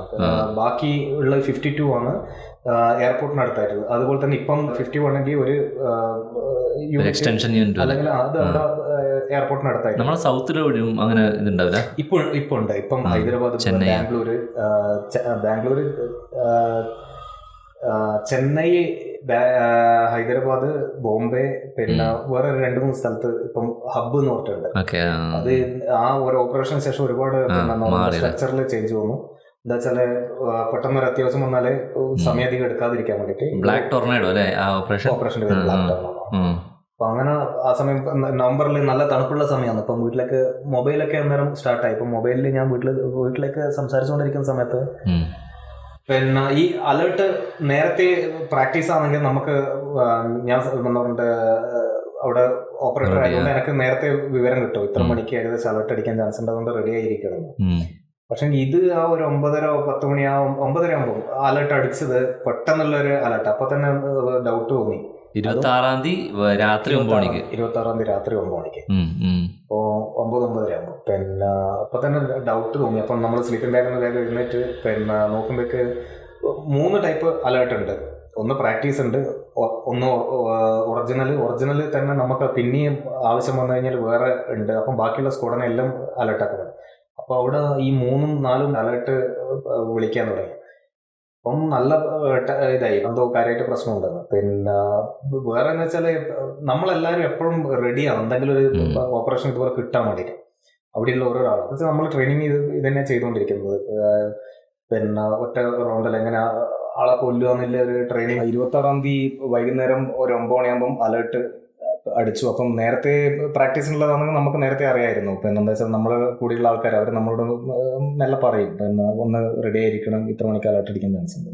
പക്ഷെ ഇത് പെട്ടെന്ന് അടിച്ചു. അതിന്റെ കൂടെ തന്നെ ബാക്കിയുള്ള സ്ക്വാഡിനും കൂടി അലേർട്ട് അടിച്ചു. ഈ അലേർട്ട് അടിക്കുന്ന എപ്പോഴും 24 മണിക്കൂർ നമ്മൾ ഒരു റേഡിയോ റൂമുണ്ട്, അതിൻ്റെ അകത്ത് TV ഒരു 2-3 ചാനൽ, ന്യൂസ് ചാനൽ 24 അവർ നോക്കിക്കൊണ്ടിരിക്കും. അപ്പോൾ എന്തെങ്കിലും ചെറിയ പ്രോബ്ലം എവിടെയെങ്കിലും, ബോംബ് പിന്നെ ഭീഷണി അല്ലെങ്കിൽ ബാക്കിയുള്ള കാര്യങ്ങൾ, അല്ലെങ്കിൽ എന്തെങ്കിലും ചെറിയ ഇതുപോലെ കിഡ്നാപ്പ് അങ്ങനത്തെ എന്തെങ്കിലും ഉണ്ടെങ്കിൽ അന്നേരം തന്നെ നമ്മൾ ഓഫീസേഴ്സിനെ നമ്മൾ വിളിച്ചറിയിക്കും. അപ്പോൾ അവർ അതിനനുസരിച്ചിട്ട് പറയും എന്താ ചെയ്യേണ്ടത്, അലർട്ട് ചെയ്യിപ്പിക്കണോ ഇതൊന്നുമില്ല. അപ്പം അവിടെ നിന്ന് ആ റേഡിയോ റൂമിൽ ഇരിക്കുന്ന ആൾക്കാർ, ഡെൽറ്റ 8 എന്നാണ് അതിൻ്റെ പേര്. അപ്പം അതിലിരിക്കുന്ന ആൾക്കാർ ന്യൂസ് കണ്ടു, അപ്പോൾ തന്നെ വിളിച്ച് പറഞ്ഞു, അപ്പോൾ തന്നെ ഇത് അലർട്ട് അടിച്ചു. അപ്പോൾ വിത്തിൻ ഒരു 10-15 മിനിറ്റിനുള്ളിൽ നമ്മൾ വണ്ടിയിൽ കയറി ആൾക്കാരെല്ലാവരും നമ്മൾ അവിടെ നിന്ന് മൂവായി. സെക്കൻഡ് ക്വാർട്ടറാണ് ഈ 2 സ്ക്വാഡൻ മാത്രമല്ല, പിന്നെ 3 സ്ക്വാഡനും 1 സ്ക്വാഡനും എല്ലാവരും അവിടെയുള്ള ആൾക്കാർ മൊത്തം. ഞാൻ ഏറ്റവും ഫസ്റ്റ് പോകേണ്ട ടീമാണ്. അയാളുടെ കൂടെ തന്നെ, നമ്മളെ കമാൻഡറിന്റെ കൂടെ തന്നെ നമ്മൾ ഉള്ളിൽ എവിടെയാണോ അതിന്റെ ഉള്ളിലേക്ക് പോകേണ്ട ആൾക്കാർ. നമ്മളവിടെ നിന്ന് മൂവായി. നമ്മൾ പോകുമ്പം ഒരു ജിപ്സിയിലാണ് ഞാൻ ഡൽഹി എയർപോർട്ടിലേക്ക് പോകുന്നുണ്ടായിരുന്നത്. അതെന്ന് പറഞ്ഞാൽ വണ്ടി ഓടിച്ചുകൊണ്ടിരുന്നത് ഒരു മേജർ ഭരത് എന്ന് പറഞ്ഞ ഒരു തമിഴ്നാടുകാരനായിരുന്നു, മദ്രാസ് റെജിമെന്റിന്റെ. പിന്നെ കണ്ടുവാൾ എന്ന് പറഞ്ഞ മേജർ കണ്ടുവാൾ എന്ന് പറഞ്ഞ നമ്മുടെ സ്ക്വാഡൻ കമാൻഡർ. പിന്നെ ബാക്കിൽ നമ്മളെ സന്ദീപ് ഉണ്ണികൃഷ്ണൻ സാബു, മലയാളി. പിന്നെ അവര് 51-ന്റെ കമാൻഡ് അല്ല, അവര് ട്രെയിനിങ് ഓഫീസർ ആയിരുന്നു. ട്രെയിനിങ് ഓഫീസർ ആയിരുന്നു. പിന്നെ അപ്പം അവര് പിന്നെ വണ്ടിയുടെ ഡ്രൈവർ, ബാക്കിൽ ഡ്രൈവറുള്ള ഓഫീസറായിരുന്നു വണ്ടി ഓടിച്ചുകൊണ്ടിരുന്നത്. പിന്നെ ഞാൻ, ഇത്രയും ആൾക്കാരെ നമ്മൾ 6 പേര്, 3, 2, 5 ആൾക്കാരാണ് നമ്മൾ ആ വണ്ടിയിൽ ഉണ്ടായിരുന്നത്. അപ്പം പോയിക്കൊണ്ടിരിക്കുമ്പം പിന്നെ ഇവര് പറയുന്നത് ഞാൻ നല്ലോണം ശ്രദ്ധിക്കുന്നുണ്ട്. അപ്പോൾ ആർക്കൊന്നും ക്ലിയർ ആയിട്ട് അറിയില്ല എന്താ സംഭവം. എന്താ വെച്ചാൽ ബോംബെയിൽ 2-3 സ്ഥലത്ത് ടെററിസ്റ്റ് ഫയർ സ്റ്റാർട്ട് ചെയ്തു. പിന്നെ അതുകൂടാണ്ട് 4-5 സ്ഥലത്ത് ബോംബ് പൊട്ടി. അപ്പം ഒരു 10-20 സ്ഥലത്ത് ഒരുമിച്ചിട്ട് അറ്റാക്ക് എന്നുള്ള രീതിയിലാണ് പിന്നെ ഈ ന്യൂസ് വരുന്നത്. ഒന്നും ന്യൂസ് കൺഫേം അല്ല, ഒന്നും കാര്യങ്ങൾ ക്ലിയർ ആയിട്ട് അറിയില്ല. പിന്നെ അപ്പം അങ്ങനെ ഇതായിട്ട് അപ്പോൾ ഈ നമ്മൾ ഈ ബെൽറ്റിൻ്റെ അകത്ത് ഹോൾസ്റ്റർ വെക്കും. ഹോൾസ്റ്റർ എന്ന് പറഞ്ഞാൽ ഈ പിന്നെ നമ്മൾ പിസ്റ്റൾ ഇടുന്ന സാധനം. ഇപ്പം ഈ ഗ്ലോക്കിൻ്റെതെന്ന് പറഞ്ഞാൽ അത് ഒരു ലോക്ക് ഉണ്ട്. അത് കൈകൊണ്ട് ഫസ്റ്റ് ഇങ്ങ് വലിച്ച് പിന്നെ താഴോട്ടേക്ക് താത്തിയാൽ മാത്രമേ നമ്മൾ വെപ്പണിങ് പുറത്തേക്ക് എടുക്കാൻ പറ്റത്തുള്ളൂ. ഇപ്പം സന്ദീപ് ഉണ്ണികൃഷ്ണൻ സാബ് ട്രെയിനിങ് ഓഫീസർ ആയതുകൊണ്ട് ബാക്കി എല്ലാവരും അതെപ്പോഴും എല്ലാവരും റെഡി ആയിരിക്കും. അപ്പോൾ ഇവരെ ബെൽറ്റിൽ അത് ഫിറ്റ് ചെയ്തിട്ടുണ്ടായിരുന്നില്ല. അപ്പം സാർ എന്നോട് പറഞ്ഞു, അഭിലാഷൻ നിന്റെ മലയാളത്തിലെന്ന് പറഞ്ഞു, നിന്റെ ബെൽറ്റ് ആ ഹോൾസ്റ്റർ അടക്കമുള്ള ബെൽറ്റ് ഒന്ന് ഇങ്ങനെ തന്നാൽ, നീ അയാളുടെ കയ്യിൽ ആ ഹോൾസ്റ്റർ ഉണ്ടായിരുന്നു, നീ നിന്റെ ബെൽറ്റിൽ ഇത് ഫിറ്റ് ചെയ്തോ, ടൈമില്ല എന്ന് പറഞ്ഞിട്ട്. അങ്ങനെ ഞാൻ എൻ്റെ ബെൽറ്റ് ഊരി കൊടുത്ത് അയാളുടെ ബെൽറ്റ് ഞാൻ ഇടുമായിരുന്നു. അപ്പോൾ ആള് മെലിഞ്ഞിട്ടാണ്, ഞാൻ കുറച്ച് ഉണ്ടായിരുന്നു. അപ്പോൾ തമാശക്ക് ഇങ്ങനെ പറഞ്ഞിട്ട്, നീ നല്ല എന്നെക്കാളും നല്ല വണ്ണം ഉണ്ടല്ലോ. അപ്പോൾ അങ്ങനെ പിന്നെ നമ്മളവിടെ എത്തി. പിന്നെ നമ്മളൊരു 10:45, 11 മണി 11:30 മറ്റോ നമ്മളവിടെ എത്തിയത്. കറക്റ്റ് ടൈം എനിക്ക് ഓർമ്മയില്ല. ഫ്ലൈറ്റിൻ്റെ IL എന്ന് പറയും, IL-76. അപ്പോൾ അതിൻ്റെ താഴെ നമ്മൾ ഫസ്റ്റ് തന്നെ നമ്മൾ സാധനങ്ങൾ ലോഡ് ചെയ്തു. അതിനുശേഷം നമ്മളിവിടെ പുറത്ത് വെയിറ്റ് ചെയ്യായിരുന്നു. അപ്പോൾ ഇതിന് ഒരുപാട് ഡെസിഗ്നേഷനിലുള്ള ആൾക്കാരും കൂടെ അവിടെ വരാനുണ്ട്. മീൻസ് ഈ നെഗോഷിയേറ്റ് ചെയ്യുന്ന ആൾക്കാർ, ഒഫീഷ്യൽ ടീം, പിന്നെ അതുപോലെ കുറെ മിനിസ്റ്റേഴ്സ്, പിന്നെ അതുകൂടാണ്ട് നമ്മളെ ഹോം മിനിസ്റ്റർ, ഇവരൊക്കെ നമ്മൾ ഈ ഫ്ലൈറ്റിലാണ് വരേണ്ടത്. അപ്പൊ ഇവർക്കൊക്കെ വേണ്ടിയിട്ട് നമ്മൾ ഒരുപാട് സമയം അവിടെ വെയിറ്റ് ചെയ്യേണ്ടി. ശിവരാജ് പാട്ടീലാണ് അന്നേരം ഹോം മിനിസ്റ്റർ ഉണ്ടായിരുന്നത്. അവരും ഈ നമ്മൾ ഡൽഹി എയർപോർട്ടിൽ ഈ സെയിം നമ്മൾ പോകുന്ന ഈ ഫ്ലൈറ്റിലാണ്. ഈ ഫ്ലൈറ്റിന്റെ വീഡിയോ ഫോട്ടോയിൽ കണ്ടു കഴിഞ്ഞാൽ ഈ ഫോട്ടോയിൽ കാണുന്ന ഒരുപാട് ഭയങ്കര കുറച്ച് ഡിസ്റ്റർബിംഗ് ആയിട്ടുള്ള ഇമേജസ് ആണ്. അപ്പം പിന്നെ അപ്പോൾ അതിൻ്റെ അകത്തെന്ന് പറഞ്ഞാൽ ഒരു ലോറിയിൽ സാധനം എങ്ങനെ നിറയ്ക്കുന്നത് അതുപോലെ സാധനം നിറച്ചിട്ടാണ് നമ്മൾ ഫ്ലൈറ്റ് എന്ന് പറഞ്ഞാൽ ഇരിക്കാനുള്ള സീറ്റുകളും കാര്യങ്ങളും അതില്ലാത്ത ഫ്ലൈറ്റാണ്. അപ്പം അതിന് വേണ്ടി വെയിറ്റ് ചെയ്ത് നമ്മൾ ഏകദേശം ഒരു 1.5-2 മണിക്കോ മറ്റോ ആണ് ഫ്ലൈറ്റ് നമ്മൾ അവിടെ നിന്ന് ടേക്ക് ഓഫ് ചെയ്തു. പിന്നെ ബോംബെയിൽ ഛത്രപതി ശിവാജി ടെർമിനലിൽ ബോംബെ എയർപോർട്ടിൽ നമ്മൾ ഇറങ്ങി. ബോംബെ എയർപോർട്ടിൽ അവിടെ നമ്മൾ ഇറങ്ങുമ്പോഴേക്കും നമുക്ക് ബെസ്റ്റിൻ്റെ Bombay transport bus, government transport bus, അത് ഒരുപാടെണ്ണം നമുക്ക് വേണ്ടിയിട്ട് വന്നിട്ടുണ്ടായിരുന്നു. അപ്പം അവിടെ നിന്ന് പിന്നെ 3 ടീമായിട്ട് നമ്മൾ ഡിവൈഡായി. ടോട്ടൽ എത്ര പേരുണ്ടായിരുന്നു NSGന്റെ? ടോട്ടൽ എന്ന് പറഞ്ഞു കഴിഞ്ഞാൽ പിന്നെ കറക്റ്റ് ആൾക്കാരെ കൗണ്ട് അറിയത്തില്ല. ഇത് വന്നോണ്ടിരിക്കുന്നത് നമ്മൾ വന്നു, അതിനുശേഷം പിന്നെ നമ്മൾ ബാക്കിൽ നിന്നും പിന്നെ 52ന്റെ ആൾക്കാർ വന്നു. വേറെ ഫ്ലൈറ്റിൽ വന്നു. അപ്പം അങ്ങനെ 2-3 ഫ്ലൈറ്റ് പിന്നെ അവിടെ വന്നോണ്ടിരുന്നു. ഇതായിരുന്നു നമ്മളെ, ഇതല്ല നേരത്തെ കാണിച്ച അയാളായിരുന്നു CEO, പിന്നെ കമാൻഡിങ് ഓഫീസർ. ഓൾറെഡി അയാൾക്ക് സേനാ മെഡലൊക്കെ ഉള്ള ആളാണ്. അയാളെ മുഖത്ത് ഇവിടെ ഒരു പിന്നെ മുറിവെന്ന് പറഞ്ഞത് വെടി കൊണ്ടതാണ്. മുന്നേ അയാൾ ഓപ്പറേഷൻ ചാടി പിടിക്കുന്ന ഒരു മനുഷ്യനാണ്. മീൻസ് അയാളെ പേരെന്നെ ബുള്ളറ്റ് ക്യാച്ചർ എന്ന് അയാളെ വിളിക്കുന്നത്. കേണൽ സുനിൽ ഷെറോൺ, സേനാ മെഡൽ. നമ്മളവിടെ ഇറങ്ങി 3 ടീമായി നമ്മൾ ഡിവൈഡ് ചെയ്ത്, എൻ്റെ ടീം പോയത് നേരെ താജിലേക്കാണ്. താജ് ഹോട്ടലിലേക്കാണ് പോയത്. ആദ്യം ജിപ്സിയിലുണ്ടായെന്ന് പറഞ്ഞാൽ 5 ആള് അല്ല 5 ആളും ഡിവൈഡായി. ആ 5 ആൾ ഡിവൈഡഡ് ആയി എന്ന് പറഞ്ഞാൽ പിന്നെ അതിൻ്റെ അകത്ത് ഈ സഞ്ജയ് കണ്ടുവാളും സന്ദീപ് ഉണ്ണികൃഷ്ണൻ സാബും. പിന്നെ നമ്മൾ താജിലേക്ക് പോയി. ഭരത് എന്ന് പറയുന്ന ആള് പിന്നെ ഒബ്രോയ് ഹോട്ടലിലേക്കാണ് തോന്നി പോയത്. അപ്പൊ താജിലേക്ക് എൻ്റർ ചെയ്ത് NSGയിൽ എത്ര പേര്? അല്ല, നമ്മള് പിന്നെ ഉള്ളിലേക്ക് കയറിയത് ഒരു 40 ആൾ കയറിയിട്ടുണ്ടാവും ഫസ്റ്റ്. 40 ആൾക്കാരാണ് നമ്മൾ 2 ടീമാണ് കയറിയത്. ഒരു ടീമിൻ്റെ അടുത്ത് 20 ആൾക്കാർ. നമ്മളെ അങ്ങോട്ട് വിട്ട് ബാക്കി പിന്നെ ഒബ്രോയ് ഹോട്ടലിലേക്കും പിന്നെ നരിമാൻ ഹൗസ് അവിടത്തേക്കുമാണ് 3 ടീമായിട്ട് അങ്ങനെ പോയിരിക്കുന്നത്. അപ്പോൾ നമ്മളെ താഴേക്ക് കൊണ്ടുപോയി നമ്മളെ കുറച്ച് ആൾക്കാരെ വിളിച്ച് ഒരു ബ്രീഫിംഗ് നടത്തി. ബ്രീഫിംഗ് എന്ന് പറഞ്ഞാൽ നമുക്ക് ജസ്റ്റ് പറഞ്ഞു തന്നു, ഇതിൽ CEO നമ്മളെ പറഞ്ഞു ഈ കാണുന്നത് ന്യൂ താജ്, വലിയ 21 മറ്റോ ഫ്ലോറുള്ളത് ന്യൂ താജ് ആണെന്നും പിന്നെ തൊട്ടടുത്ത് ഓൾഡ് താജ്, അതായത് ഈ ബ്രീഫിംഗ് നടക്കുന്ന സമയത്തും ഇതിനകത്ത് ഈ മറ്റേ വെടിയും പുകയും നമ്മള് ടി വി നാണല്ലേ പുകയൊക്കെ ഉണ്ട്, പിന്നെ വെടി സൗണ്ട് മെല്ലെ മെല്ലെ കേൾക്കുന്നുണ്ട്. അപ്പം ഇത് നമുക്കൊരു പിന്നെ യു ആകൃതിയിൽ പിന്നെ 3 പെണ്ണ് വെച്ച് ഇപ്പോൾ ഒരു പെണ്ണ് വെച്ചിട്ട് നമുക്ക് പറഞ്ഞിരുന്നു ഇത് ന്യൂ താജാണ്, ഇത് ഓൾഡ് താജാണ്. ഇതിൽ 21 നിലയുണ്ട്, ഇതിൽ 6 നിലയുണ്ട്. പിന്നെ ടെററിസ്റ്റ് എത്ര ആൾക്കാരുണ്ടെന്ന് അറിയത്തില്ല, പിന്നെ ടെററിസ്റ്റ് ഏതാ ഡ്രസ്സ് ഇട്ടിരിക്കുന്നതെന്നും അറിയത്തില്ല, അവരുടെ കയ്യിൽ ഏത് വെപ്പണുള്ളതെന്നും അറിയത്തില്ല, പിന്നെ മെയിലി പറഞ്ഞാൽ ഒന്നും അറിയത്തില്ല. പിന്നെ എത്ര ഹോസ്റ്റേജ് ഉണ്ടെന്ന് അറിയത്തില്ല, എത്ര ആൾക്കാർ അവർ ബന്ദിയാക്കി പിടിച്ചിട്ടുണ്ടെന്ന് അറിയത്തില്ല. അപ്പം സന്ദീപ് ഉണ്ണികൃഷ്ണൻ്റെ ടീം പിന്നെ ഈ ബിൽഡിങ്ങിൽ, ഈ ഹെറിറ്റേജ് ബിൽഡിങ് ഓൾഡ് താജിലേക്കും സഞ്ജയ് കണ്ട്വാൾ സാറിൻ്റെ ടീം പിന്നെ ന്യൂ താജ് 21 ഇതുള്ളതിലേക്കും പിന്നെ പറഞ്ഞിട്ട് നമ്മളെ വിട്ടു. ഈ സഞ്ജയ് സാബും ഇൻസ്ട്രക്ടറാണോ? അവര് പിന്നെ നമ്മളെ സ്ക്വാഡൻ കമാൻഡറാണ്, സ്ക്വാഡൻ കമാൻഡർ, മേജർ, രണ്ടാളും മേജർ റാങ്കാണ്. അപ്പോൾ പിന്നെ നമ്മള് ഈ ബിൽഡിങ്ങിലേക്ക് കയറി തൊട്ടപ്പുറത്തെ ബിൽഡിങ്ങിൽ അവരും, അതിൻ്റെ അകത്ത് വേറെയും പിന്നെ മലയാളികൾ 2 ആൾക്കാരുണ്ടായിരുന്നു. ഒരു അഖിലേഷ് സുബേദാർ റാങ്കിലാണ്, അഖിലേഷ്, അതുപോലെ തന്നെ ഷിജു സക്കറിയ എന്ന് പറഞ്ഞിട്ട് ഒരു മലയാളി. നമ്മളതിൻ്റെ അകത്ത് ഈ ഞാൻ പോയതിൻ്റെ 20 ആളിൽ ഞാൻ ഒരാൾ മാത്രം മലയാളി ഉണ്ടായിരുന്നു. നമ്മൾ ജസ്റ്റ് കയറി എൻ്റർ ചെയ്തപ്പം അവിടെ നേരത്തെ മാർക്കോസ് വന്നിട്ടുണ്ടായിരുന്നു. മാർക്കോസ് എന്ന് പറഞ്ഞാൽ നേവിൻ്റെ മറൈൻ കമാൻഡോസ്. അപ്പോൾ അവർ താഴത്തെ ഒരു ഫ്ലോറ് പിന്നെ അവർ ക്ലിയർ ചെയ്ത് അവിടെ വെച്ചിട്ടുണ്ടായിരുന്നു, സ്റ്റോപ്പ് ചെയ്ത് വെച്ചിട്ടുണ്ട്. പിന്നെ അപ്പോൾ അവർ നമ്മൾ കയറുമ്പോൾ അവർ പറഞ്ഞു ഇതാ ജസ്റ്റ് അവർ ബ്രീഫിങ് നമുക്ക് ഒരുപാടൊന്നും തരാനൊന്നും പറ്റിയില്ല. ആ റൂമിൽ ആരും ഉണ്ടെന്ന് ശ്രദ്ധിക്കണം എന്ന് പറഞ്ഞ് അവരെ ടീമിനെ അവിടെ നിന്ന് ബാക്കിലോട്ട് വലിച്ചു. പിന്നെ നമ്മൾ അവിടത്തേക്ക് കയറുമ്പോൾ തന്നെ അത്രയും നേരമുള്ള ഇൻട്രസ്റ്റ് എല്ലാം നമ്മളത് മാറി. മീൻസ് നമ്മൾ അന്നേരമുള്ള ഒരു എക്സൈറ്റ്മെൻറ്റും കൊണ്ടായിരുന്നു പോകുന്നത്, പുതിയൊരു ഓപ്പറേഷൻ ചെയ്യാൻ വേണ്ടിയിട്ട് കിട്ടുന്ന ഇത്. പക്ഷേ ഇതെന്ന് പറഞ്ഞാൽ ചുമര് മൊത്തം പിന്നെ എന്ന് പറയുന്നത് വെടികൊണ്ട് പിന്നെ ഇത് നിലത്ത് മൊത്തം ചോര, ആൾക്കാർ ഗ്രൗണ്ട് ഫ്ലോർ മൊത്തം ഒരു പിന്നെ ആൾക്കാർ വെടികൊണ്ട് ആൾക്കാർ വലിച്ചിട്ട് കൊണ്ടുപോയത് മൊത്തം നിലത്ത് മൊത്തം ചോര. ഇത് ബുള്ളറ്റിൻ്റെ കാലി കേസ് അവിടെയൊക്കെ മൊത്തം വീണ് കിടക്കുന്നു, പൊട്ടാത്ത ഗ്രനേഡ്, മിസ്ഫയർ ആയിട്ടുള്ള ഗ്രനേഡ്. അപ്പം അങ്ങനെ നേരെ തന്നെ മുന്നോട്ടേക്ക് ഫസ്റ്റ് ഫ്ലോറിന് ഗ്രൗണ്ട് ഫ്ലോറിൽ കയറുക, സ്റ്റെപ്പ് കയറി ഗ്രൗണ്ട് ഫ്ലോറിലേക്ക് കയറി. അപ്പം തന്നെ നമുക്ക് മൊത്തം ഇത് ടിയർ ഗ്യാസ് ഇവർ ഒരുപാട് പൊട്ടിച്ചായിരുന്നു. പിന്നെ ഈ മാർക്കോസ്. അപ്പം അതിൻ്റെ മുഖത്തൊക്കെ ചൊറിയുന്ന, തൊണ്ട വരളുന്ന, പിന്നെ കണ്ണിന്ന് വെള്ളം വരുന്നു. അപ്പം അങ്ങനെ നമ്മൾ കുറച്ചും മുന്നോട്ടേക്ക് പോകുമ്പം അവിടെ ടേബിളിൽ തന്നെ ഒരു ഫോറിനർ മരിച്ചു കിടക്കുന്നത് ഫസ്റ്റ് തന്നെ കാണുന്നത്.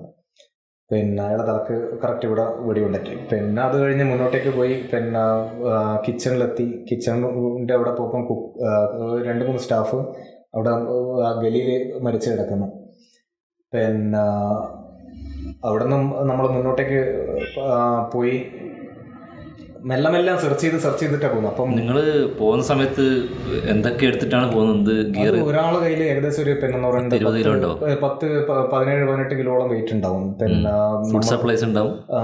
അല്ല പിന്നെ എങ്ങനെ സംഭവം എന്ന് വെച്ചാൽ പിന്നെ ബുള്ളറ്റ് പ്രൂഫ് ഫ്രണ്ടും ബാക്കും പ്ലേറ്റ് ഉണ്ടാവും, അതിന് നല്ല വെയിറ്റ് ഉണ്ട്. പിന്നെ നമ്മളെ ഹെൽമെറ്റ്, അത് നല്ല വെയിറ്റുള്ള ഹെൽമെറ്റാണ്. പിന്നെ നൈറ്റ് വിഷനോ കാര്യങ്ങളൊക്കെ ഉണ്ടെങ്കിൽ അത് വേറെ. പിന്നെ നമ്മളെ വെപ്പൺ കഴിഞ്ഞ് വെപ്പണിൻ്റെ 4-5 മാഗസിൻ ഉണ്ടാവും. പിന്നെ ഒരു മാഗസിൻ്റെ അകത്ത് 30ഓളം ഉണ്ടയാന്ന് കൊള്ളുക. അപ്പോൾ 100-120 ഉണ്ട അതിൻ്റെത്. പിന്നെ പിസ്റ്റളിൻ്റെ 2 മാഗസിൻ. പിന്നെ എല്ലാവർക്കും പിന്നെ ഇത് ഉണ്ടാവും, നൈഫ് ഉണ്ടാവും, കമാൻഡോ ഡാഗർ എന്ന് പറയും. പിന്നെ ബാക്കിയും പിന്നെ നമ്മളെ റേഡിയോ സെറ്റ്, നമുക്കെല്ലാം റേഡിയോ സെറ്റ്, സ്പെയർ ബാറ്ററി, പിന്നെ ബാക്കി ഗ്രനേഡ്, ബാക്കി എല്ലാം കൂടി ആകുമ്പോൾ നല്ല വെയിറ്റ് വരും. ഇത് ഈ കാണുന്നത് ഫസ്റ്റ് ഫ്ലോറാ? അല്ല, ഇത് അകത്തുനിന്ന് ഫസ്റ്റ് ഫ്ലോറിലേക്ക് പോകുന്നത്. ഇതൊക്കെ കാണുന്നത് വെച്ചാൽ ആൾക്കാർ മേലെ നിന്ന് ബെഡ്ഷീറ്റ് കെട്ടിയിട്ട് താഴോട്ടേക്ക് ജമ്പ് ചെയ്യാൻ വേണ്ടിയിട്ട്. ഈ ഗിയറൊക്കെ എടുത്തിട്ട് നമ്മൾ ഇത്രയും വെയിറ്റ് ഒക്കെ എടുത്തിട്ടാണ് നമ്മൾ പോകേണ്ടത്. പിന്നെ അതുകൂടാണ്ട് ഇവിടെ നവംബറിൻ്റെ തണുപ്പായിരുന്നു ഡൽഹിയിൽ. ഇപ്പോൾ ഇവിടെ ബോംബെയിലേക്ക് എത്തുമ്പോൾ ക്ലൈമറ്റ് ഫുള്ള് ചേഞ്ചാണ്, ചൂടായി. അപ്പം നമ്മൾ ഈ ഉള്ളിൽ ഇന്നറൊക്കെ ഇട്ടിട്ടാണ് അവിടെ നിന്ന് ഇറങ്ങിയത്. അപ്പം മൊത്തം വേർത്ത് ഇതാവുന്നത്. അപ്പം നമ്മൾ ഫസ്റ്റിൽ കയറി സന്ദീപ് ഉണ്ണികൃഷ്ണൻ സാറിൻ്റെ ടീം ഓൾഡ് താജിലേക്ക് കയറി. അവർ കയറി രാവിലെ ഒരു 7:30 ആകുമ്പോൾ നമ്മൾ അകത്തേക്ക് കയറുന്നത്. പിന്നെ അവർ കയറി ഒരു 10-10:30 ആകുമ്പോഴേക്ക് അവരുമായിട്ട് മിലിറ്ററിൻ്റെ കോൺടാക്ട് സ്റ്റാർട്ടായി. പിന്നെ നമ്മൾ ഇപ്പുറത്ത് കയറി ഓരോന്ന് ഏരിയ ക്ലിയർ ചെയ്ത് അവിടെ നിന്ന് ആൾക്കാരെ പുറത്തേക്ക് ഇറക്കിക്കൊണ്ടിരിക്കുകയാണ്.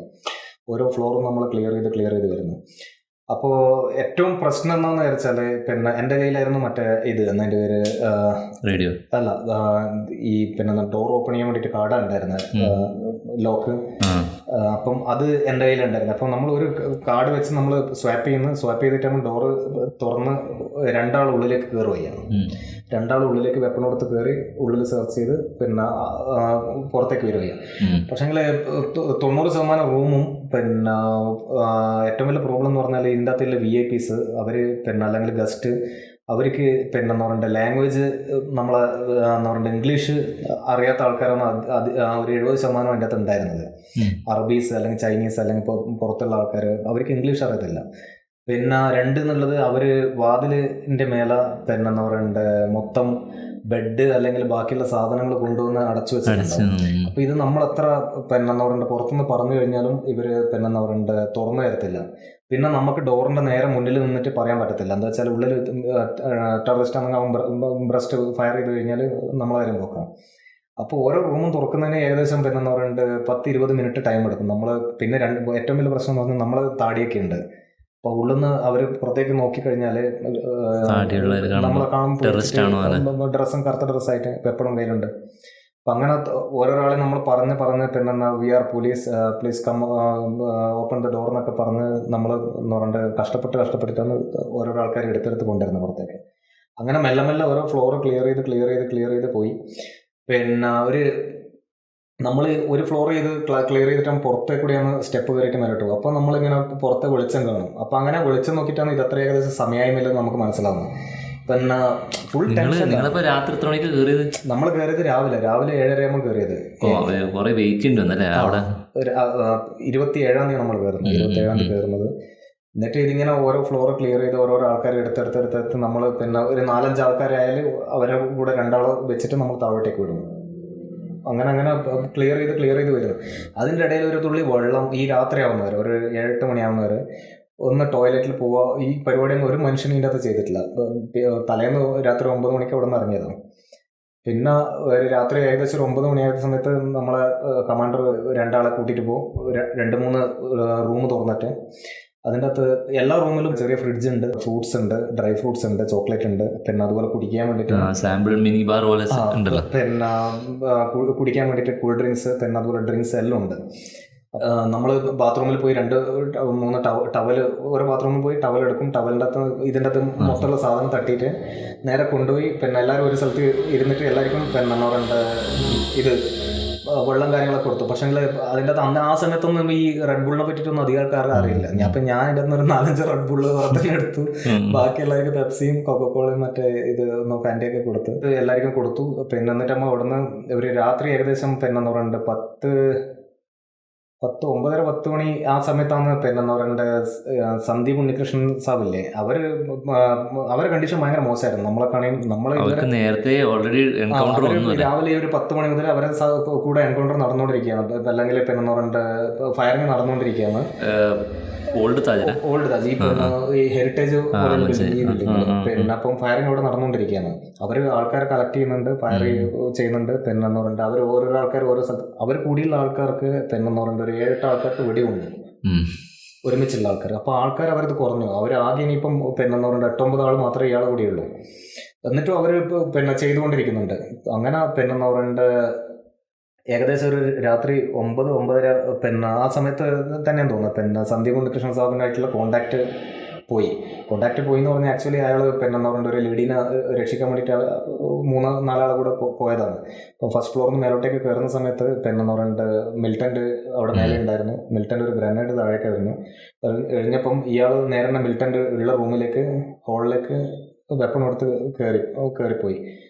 ഇയാൾ ഫയർ ചെയ്ത സമയത്ത് മിൽട്ടൻ്റെ അവിടെ ടോട്ടൽ എത്ര 3-4 മിൽട്ടനാണ് ഈ ഹോട്ടലിലുണ്ടായിരുന്നത്. അപ്പോൾ അതിൻ്റെ 1-2 ആളൊന്നും എങ്ങനെയാണെന്ന് അറിയില്ല. ഒരു ബ്രസ്റ്റ് ഒരു മാഗസിൻ ഫുള്ള് ഫയർ ചെയ്തു. അതിൻ്റെ അകത്ത് മരിച്ചു ഇയാൾ. പിന്നെ പക്ഷെ എനിക്കൊന്ന് പുള്ളിയുടെ ബഡ്ഡി പേരിന് വരാൻ വേണ്ടി പറ്റത്തില്ല. അങ്ങനത്തെ കണ്ടീഷനാണ്. അത് ഇടയിലാണ് ഗ്രനേഡ് വീണ് കഴിഞ്ഞാൽ തിരിച്ച് അങ്ങോട്ടും എന്തെങ്കിലും പറ്റത്തില്ല. അത് അങ്ങനെ ഒരു പറ്റാത്ത കണ്ടീഷനിൽ പിന്നെ ഇവരിപ്പം ബ്രേവായിരുന്നു. അയാൾ നേരെ തന്നെ അങ്ങോട്ടേക്ക് ഓടി, ബാക്കിയുള്ളവർ താഴേക്ക് മാറി. പിന്നെ അങ്ങനെ രാത്രി കോണ്ടാക്ട് പിന്നെന്ന് പറഞ്ഞിട്ട് വയർലെസ് കോണ്ടാക്ട് ഇല്ല. പിന്നെ അങ്ങനെ പിന്നെ നമ്മൾ അപ്പോഴത്തേക്ക് ഒരു രാത്രി ഒരു 12 മണിയാകുമ്പോഴേക്കും നമ്മൾ ഫ്ലോർ ഈ 21 നിലയും നമ്മൾ ക്ലിയർ ചെയ്തു. ഞാൻ പറഞ്ഞോട്ടെ, നമ്മൾ ഇതിനകത്ത് ഈ കാണുന്നത് ആക്ച്വലി അഭിലാഷിന്റെ പേഴ്സണൽ കളക്ഷനിലുള്ള പിക്ചേഴ്സാണ്. അത് നമുക്ക് വേറെ പബ്ലിക് പ്ലാറ്റ്ഫോമിൽ കാണാനും പറ്റുന്നതായിരിക്കും. പക്ഷേ ഞങ്ങൾക്കൊന്ന് നീ പിന്നെ ഇത് കഴിഞ്ഞ് വന്നപാട് അന്ന് ഇതിനകത്ത് കുറച്ച് പിക്ചറുകളൊക്കെ എനിക്ക് കണ്ടത് ഓർമ്മയുണ്ട്. ആ സമയത്തെല്ലാം ഈ ഡെഡ് ബോഡീസ് കാണാൻ നമുക്ക് ഭയങ്കര ഡിസ്റ്റർബിങ് ആയിട്ടുള്ള കാര്യമാണ്. അപ്പോൾ ഞാൻ അധികം നോക്കാൻ പോയിട്ടില്ല. ഇപ്പോഴാണ് കുറച്ചുകൂടി എക്സ്റ്റെൻസീവായിട്ട് കാണുന്നത്. അപ്പോൾ പിന്നെ അത് ആ ഒരു സെൻസിൽ എടുക്കുക. നമ്മൾ പിന്നെ വളരെ എക്സ്ക്ലൂസീവായിട്ട് ഫോട്ടോസാണ് ഇതിനകത്ത് നമ്മൾ ഡിസ്പ്ലേ ചെയ്യുന്നത്.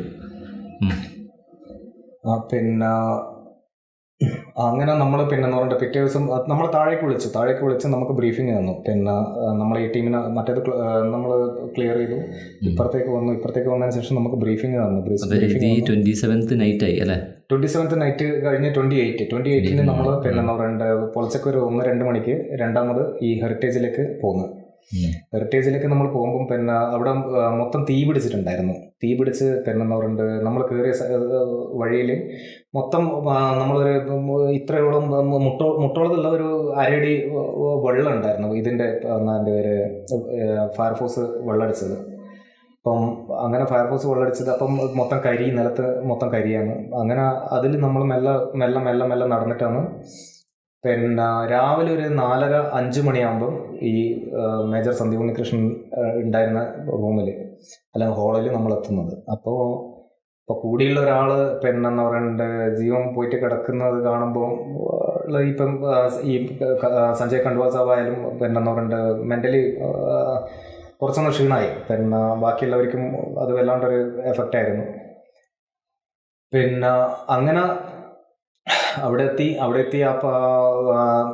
താഴെന്ന് വേറെ പാർട്ടി നമ്മളെ സിയോടെ പാർട്ടി താഴെ ഇവിടെ സ്റ്റോപ്പാക്കി വെച്ചിട്ടുണ്ടായിരുന്നു, മിൽട്ടണിന് പുറത്തേക്ക് പോകാൻ പറ്റാത്ത വിധത്തിൽ. അപ്പം ആക്ച്വലി മിൽട്ടൻ്റെ അവിടെ ഒരു കോർണർ എന്ന് പറഞ്ഞാൽ ഒരു 100-150 മീറ്റർ നീളത്തിൽ ഒരു എൽ ഷേപ്പ് കോർണർ. പിന്നെ ഈ താജ് ഹോട്ടലിൻ്റെ എന്ന് പറയുന്നത് ആ തീ കത്തുന്നതൊക്കെ കണ്ടില്ലേ, അപ്പം ആ ഏരിയയിൽ മിൽട്ടൻ്റെ എന്ന് പറയുന്നത് ക്ലോസ് ആയി. പിന്നെ അങ്ങനെ നമ്മൾ ഈ സന്ദീപ് ഉണ്ണികൃഷ്ണൻ സാബ് ഉണ്ടായിരുന്ന റൂമിൽ അവിടെ നമ്മൾ സ്റ്റോപ്പ് ചെയ്ത് വെച്ചു. സഞ്ജയ് കണ്ട്വാൾ സാബ് വേറെ സൈഡിൽ നിന്ന് ആൾക്കാർ പിന്നെ എന്ന് പറഞ്ഞിട്ട് അവിടെ സ്റ്റോപ്പ് ചെയ്തു. അത് ഏതാമത്തെ ഫ്ലോറായിരുന്നു? ഒന്നാമത്തെ ഫ്ലോർ തന്നെ അത് അങ്ങനെ ക്ലോസ് ചെയ്ത് വെച്ചു. അങ്ങനെ പിന്നെന്ന് പറയുന്നത് പക്ഷേ മെല്ലെ ഈ സന്ദീപ് ഉണ്ണികൃഷ്ണൻ സഞ്ജയ് കണ്ട്വാൾ സാബ് പിന്നെന്ന് പറയുന്നത് നല്ലൊരു മനുഷ്യനായിരുന്നു. അയാൾ നമുക്ക് താഴ്ന്ന ഓർഡർ കിട്ടുന്നുണ്ടായിരുന്നു, വേഗം പിന്നെ ഉള്ളിലേക്ക് കയറി. പക്ഷേ അദ്ദേഹം കുറച്ച് മെല്ലെ ആക്കിയിട്ട് ഓപ്പറേഷനെ കുറച്ച് സ്ലോ ആക്കിയിട്ട് പിന്നെ ഇതിനനുസരിച്ച് നമുക്കും നല്ല ടയർഡ്നെസ് ഉണ്ട്. അതുപോലെ തന്നെ മിൽട്ടനും അവർ ചിലപ്പോൾ ഈ അഫീം പോലെയുള്ള സാധനങ്ങളൊക്കെ യൂസ് ചെയ്യുന്നുണ്ടാവും. ഇവരുടെ ഒരു പിന്നെ നിങ്ങൾക്ക് ട്രെയിനിങ് കിട്ടുന്ന പോലെ തന്നെ ഇവർക്കും ആക്ച്വലി അത് നിങ്ങൾക്കൊരു പോസിറ്റീവ് നോട്ടിൽ എന്ത് പറഞ്ഞിട്ടായിരിക്കും ഇവരെല്ലാം മോട്ടിവേറ്റഡ് ആവുന്നുണ്ടാവുക എന്നുള്ളത്. അതായത് മരിക്കുന്നത് വരെ പിന്നെ കൊല്ലുക എന്നുള്ളൊരു ഇതായിരിക്കും ഈ നമ്മുടെ രണ്ട് ഗ്രൂപ്പിന്റെയും മോട്ടിവേഷൻ ലെവൽ എന്തായിരിക്കും? ഇത് റിലീജിയസ് മോട്ടിവേഷൻ അവർക്കുള്ളത്, പിന്നെ റിലീജിയസ് ലെവലിലുള്ള മോട്ടിവേഷൻ അവർക്കുള്ളത്. നമുക്ക് ബ്രെയിൻ വാഷ് നമുക്കൊരു നാഷണൽ മോട്ടിവേഷൻ അല്ലെങ്കിൽ പിന്നെ നമ്മുടെ രാജ്യത്തിന് വേണ്ടിയിട്ടുള്ള അല്ലെങ്കിൽ പിന്നെ നല്ല ആൾക്കാർക്ക് അല്ലെങ്കിൽ മോശം ആൾക്കാർക്കൊന്നും നല്ല ആൾക്കാരെ രക്ഷിക്കുക എന്നുള്ള ഒരു മോട്ടിവേഷൻ നമുക്കുള്ളത്. അവർക്ക് അങ്ങനെയല്ല. അവർക്കുള്ള മോട്ടിവേഷൻ റിലീജിയസ് ആയിട്ടുള്ള മോട്ടിവേഷനാണ് അവർക്ക് കൊടുത്തിട്ടുള്ളത്. അത് നോർമലാണ്. പിന്നെ ഇപ്പം വലിയ എന്ന് പറയുന്നത് ഡോക്ടർമാരും ടെററിസ്റ്റ് ആവുന്നുണ്ട്. അതുപോലെ തന്നെ എന്ന് പറയുന്നത് ഈ ബിൻ ലാദനൊക്കെ എഞ്ചിനീയർ ആയിരുന്നു, അൽസവാരി ഡോക്ടറാണ്. മറ്റേ അത് കാര്യമില്ല, ബ്രെയിൻ വാഷ് ചെയ്തിട്ട് ആരെ വേണ്ടിക്കലും ചെയ്യിപ്പിക്കും. പിന്നെ അപ്പോൾ അവർക്കും ഇത് തന്നെയാണ്. എപ്പോൾ വരെ നിങ്ങൾ മരിക്കുന്നില്ല അതുവരെ നിങ്ങൾ ചെയ്തുകൊണ്ടിരിക്കുക, നിങ്ങൾക്ക് പിന്നെ ജന്നത്ത് കിട്ടും. പിന്നെ അത് കഴിഞ്ഞ് അന്ന് പിന്നെന്ന് പറഞ്ഞിട്ട് നമ്മൾ അന്ന് രാത്രി മൊത്തം അവിടെ വെയിറ്റ് ചെയ്ത് പൊലച്ചക്ക് പിന്നെ നമ്മളെ കൂടെയുള്ള ഒരാൾ ഈ മരത്തിൻ്റെയും ഗ്ലാസിൻ്റെയും വാതിലായിരുന്നു അവിടെ ഉണ്ടായിരുന്നത്. അപ്പോൾ ആ വാതിലിൻ്റെ അപ്പുറത്താണ് മിൽട്ടൺ ഉണ്ടായിരുന്നത്. അപ്പം അവിടെ ഒരു വലിയ പിന്നെന്ന് പറയേണ്ട ഈ ചെടിച്ചട്ടി നമ്മളവിടെ വാതിലിൻ്റെ അവിടെ നമ്മളെ കൂടിയുള്ള ഒരാൾ തള്ളി അവിടെ വെച്ചിട്ടുണ്ടായിരുന്നു. അതായത് ഡയറക്റ്റ് ആർക്കും ആ ഡോർ തുറന്ന് വരാൻ പറ്റാതിരിക്കാൻ വേണ്ടിയിട്ട്. ഇത് രാവിലെ ഒരു പൊളിച്ച സമയമാകുമ്പോൾ 29 പൊളിച്ചൊക്കെ പിന്നെ മിലിറ്റൻ്റ് അതുവഴി ഇങ്ങോട്ടേക്ക് വന്നു. ഈ വാതിൽ തള്ളി തുറക്കാൻ നോക്കിയപ്പം തുറക്കാൻ പറ്റാതിരിക്കുമ്പോൾ പെട്ടെന്ന് നോക്കിയപ്പോൾ നമ്മളവിടെ 4-5 ആളിങ്ങനെ ഇരിക്കുന്നതുണ്ട്. അപ്പം അവൻ പെട്ടെന്ന് പേടീൻ്റെ അകത്ത് പിന്നെ വെപ്പൺ വെച്ച് ബ്രസ്റ്റ് അടിച്ചു. അപ്പം ഇരിക്കുന്നവരുടെ തലയുടെ മേലെയാണ്, ചുമരിലാണ് കൊണ്ടത്. പിന്നെ അതുപോലെ തന്നെ ഈ സന്ദീപ് ഉണ്ണികൃഷ്ണൻ സാബിൻ്റെ പിന്നെ എന്താ പറയുക ബോഡി, സാബ് മരിച്ചതിന് ശേഷം സാബിൻ്റെ വെപ്പൺ ഞാൻ നേരത്തെ പറഞ്ഞ എൻ്റെ ബെൽറ്റ് ഞാൻ കൊടുത്ത് ഹോൾസ്റ്റർ കൊടുത്തു. അപ്പം ഈ വെപ്പണ് ടെററിസ്റ്റിൻ്റെ വെപ്പൺ അവിടെ കളഞ്ഞിട്ട് ഈ ഇദ്ദേഹത്തിൻ്റെ വെപ്പണാണ് അവർ കത്തി കൊണ്ട് പിന്നെ എന്താ പറയുക അതിൻ്റെ സ്ലിങ് ഉണ്ട്, ആ സ്ലിങ് കട്ട് ചെയ്തെടുത്ത് പിന്നെ അതുപോലെ തന്നെ ഈ പിസ്റ്റള് പെട്ടെന്ന് വലിച്ചെടുക്കാൻ അറിയാത്ത ആൾക്കാർക്ക് അതിൻ്റെ അകത്ത് ഊരിയെടുക്കാൻ പറ്റത്തില്ല. അത് 2 ഡബിൾ ലോക്കാണ്. അപ്പോൾ അത് കത്തി കൊണ്ട് കട്ട് ചെയ്തിട്ട് അതിൻ്റെ അകത്ത് പിസ്റ്റൾ കൊടുത്തിട്ടാണ് പോയിരുന്നത്. ഈ വേണ്ടത് ഈ മിൽട്ടൻ്റെ അപ്പോൾ അങ്ങനെ എന്താ പറയണ്ട വാതിൽ തള്ളി തുറക്കാൻ നോക്കി. അപ്പോൾ തന്നെ നമ്മൾ അവിടുന്ന് പെട്ടെന്ന് സൗണ്ട് കേട്ട് ഫയർ കേട്ടവിടെ അവിടുന്ന് ഓടി എല്ലാവരും സൈഡിലായി. പക്ഷെ ഒരാൾ അതിൻ്റെ അകത്ത് കുടുങ്ങിപ്പോയി. പിന്നെ അവന് ഓടി ഇങ്ങോട്ടേക്ക് വരാൻ പറ്റില്ല. അപ്പം ഞാൻ ഈ സൈഡിൽ നിന്ന് പിന്നെ മിൽട്ടൻ്റെ വരാൻ നോക്കിയ സൈഡിലേക്ക് ഫയർ ചെയ്യാൻ തുടങ്ങി. അങ്ങനെ കവർ ഫയർ ചെയ്ത് അവിടെ നിന്ന് അയാൾ ഇങ്ങോട്ടേക്ക് വന്നു. പക്ഷേ ഈ ഫയർ ചെയ്യുന്നത് കണ്ടപ്പം മിൽട്ടനെ തിരിച്ച് നമ്മൾ ആൾക്കാർ അധികം കൊണ്ടൊന്നും ഇത് മനസ്സിലാക്കി തിരിച്ച് അങ്ങോട്ടേക്ക് തന്നെ വന്നു. ഇതൊക്കെ ഈ മിൽട്ടൺസ് ഒരു mid-20s അല്ലെ, ഒരു 23 മുതൽ 27-28 വയസ്സിനുള്ളിലുള്ള പിള്ളേരായിരുന്നു.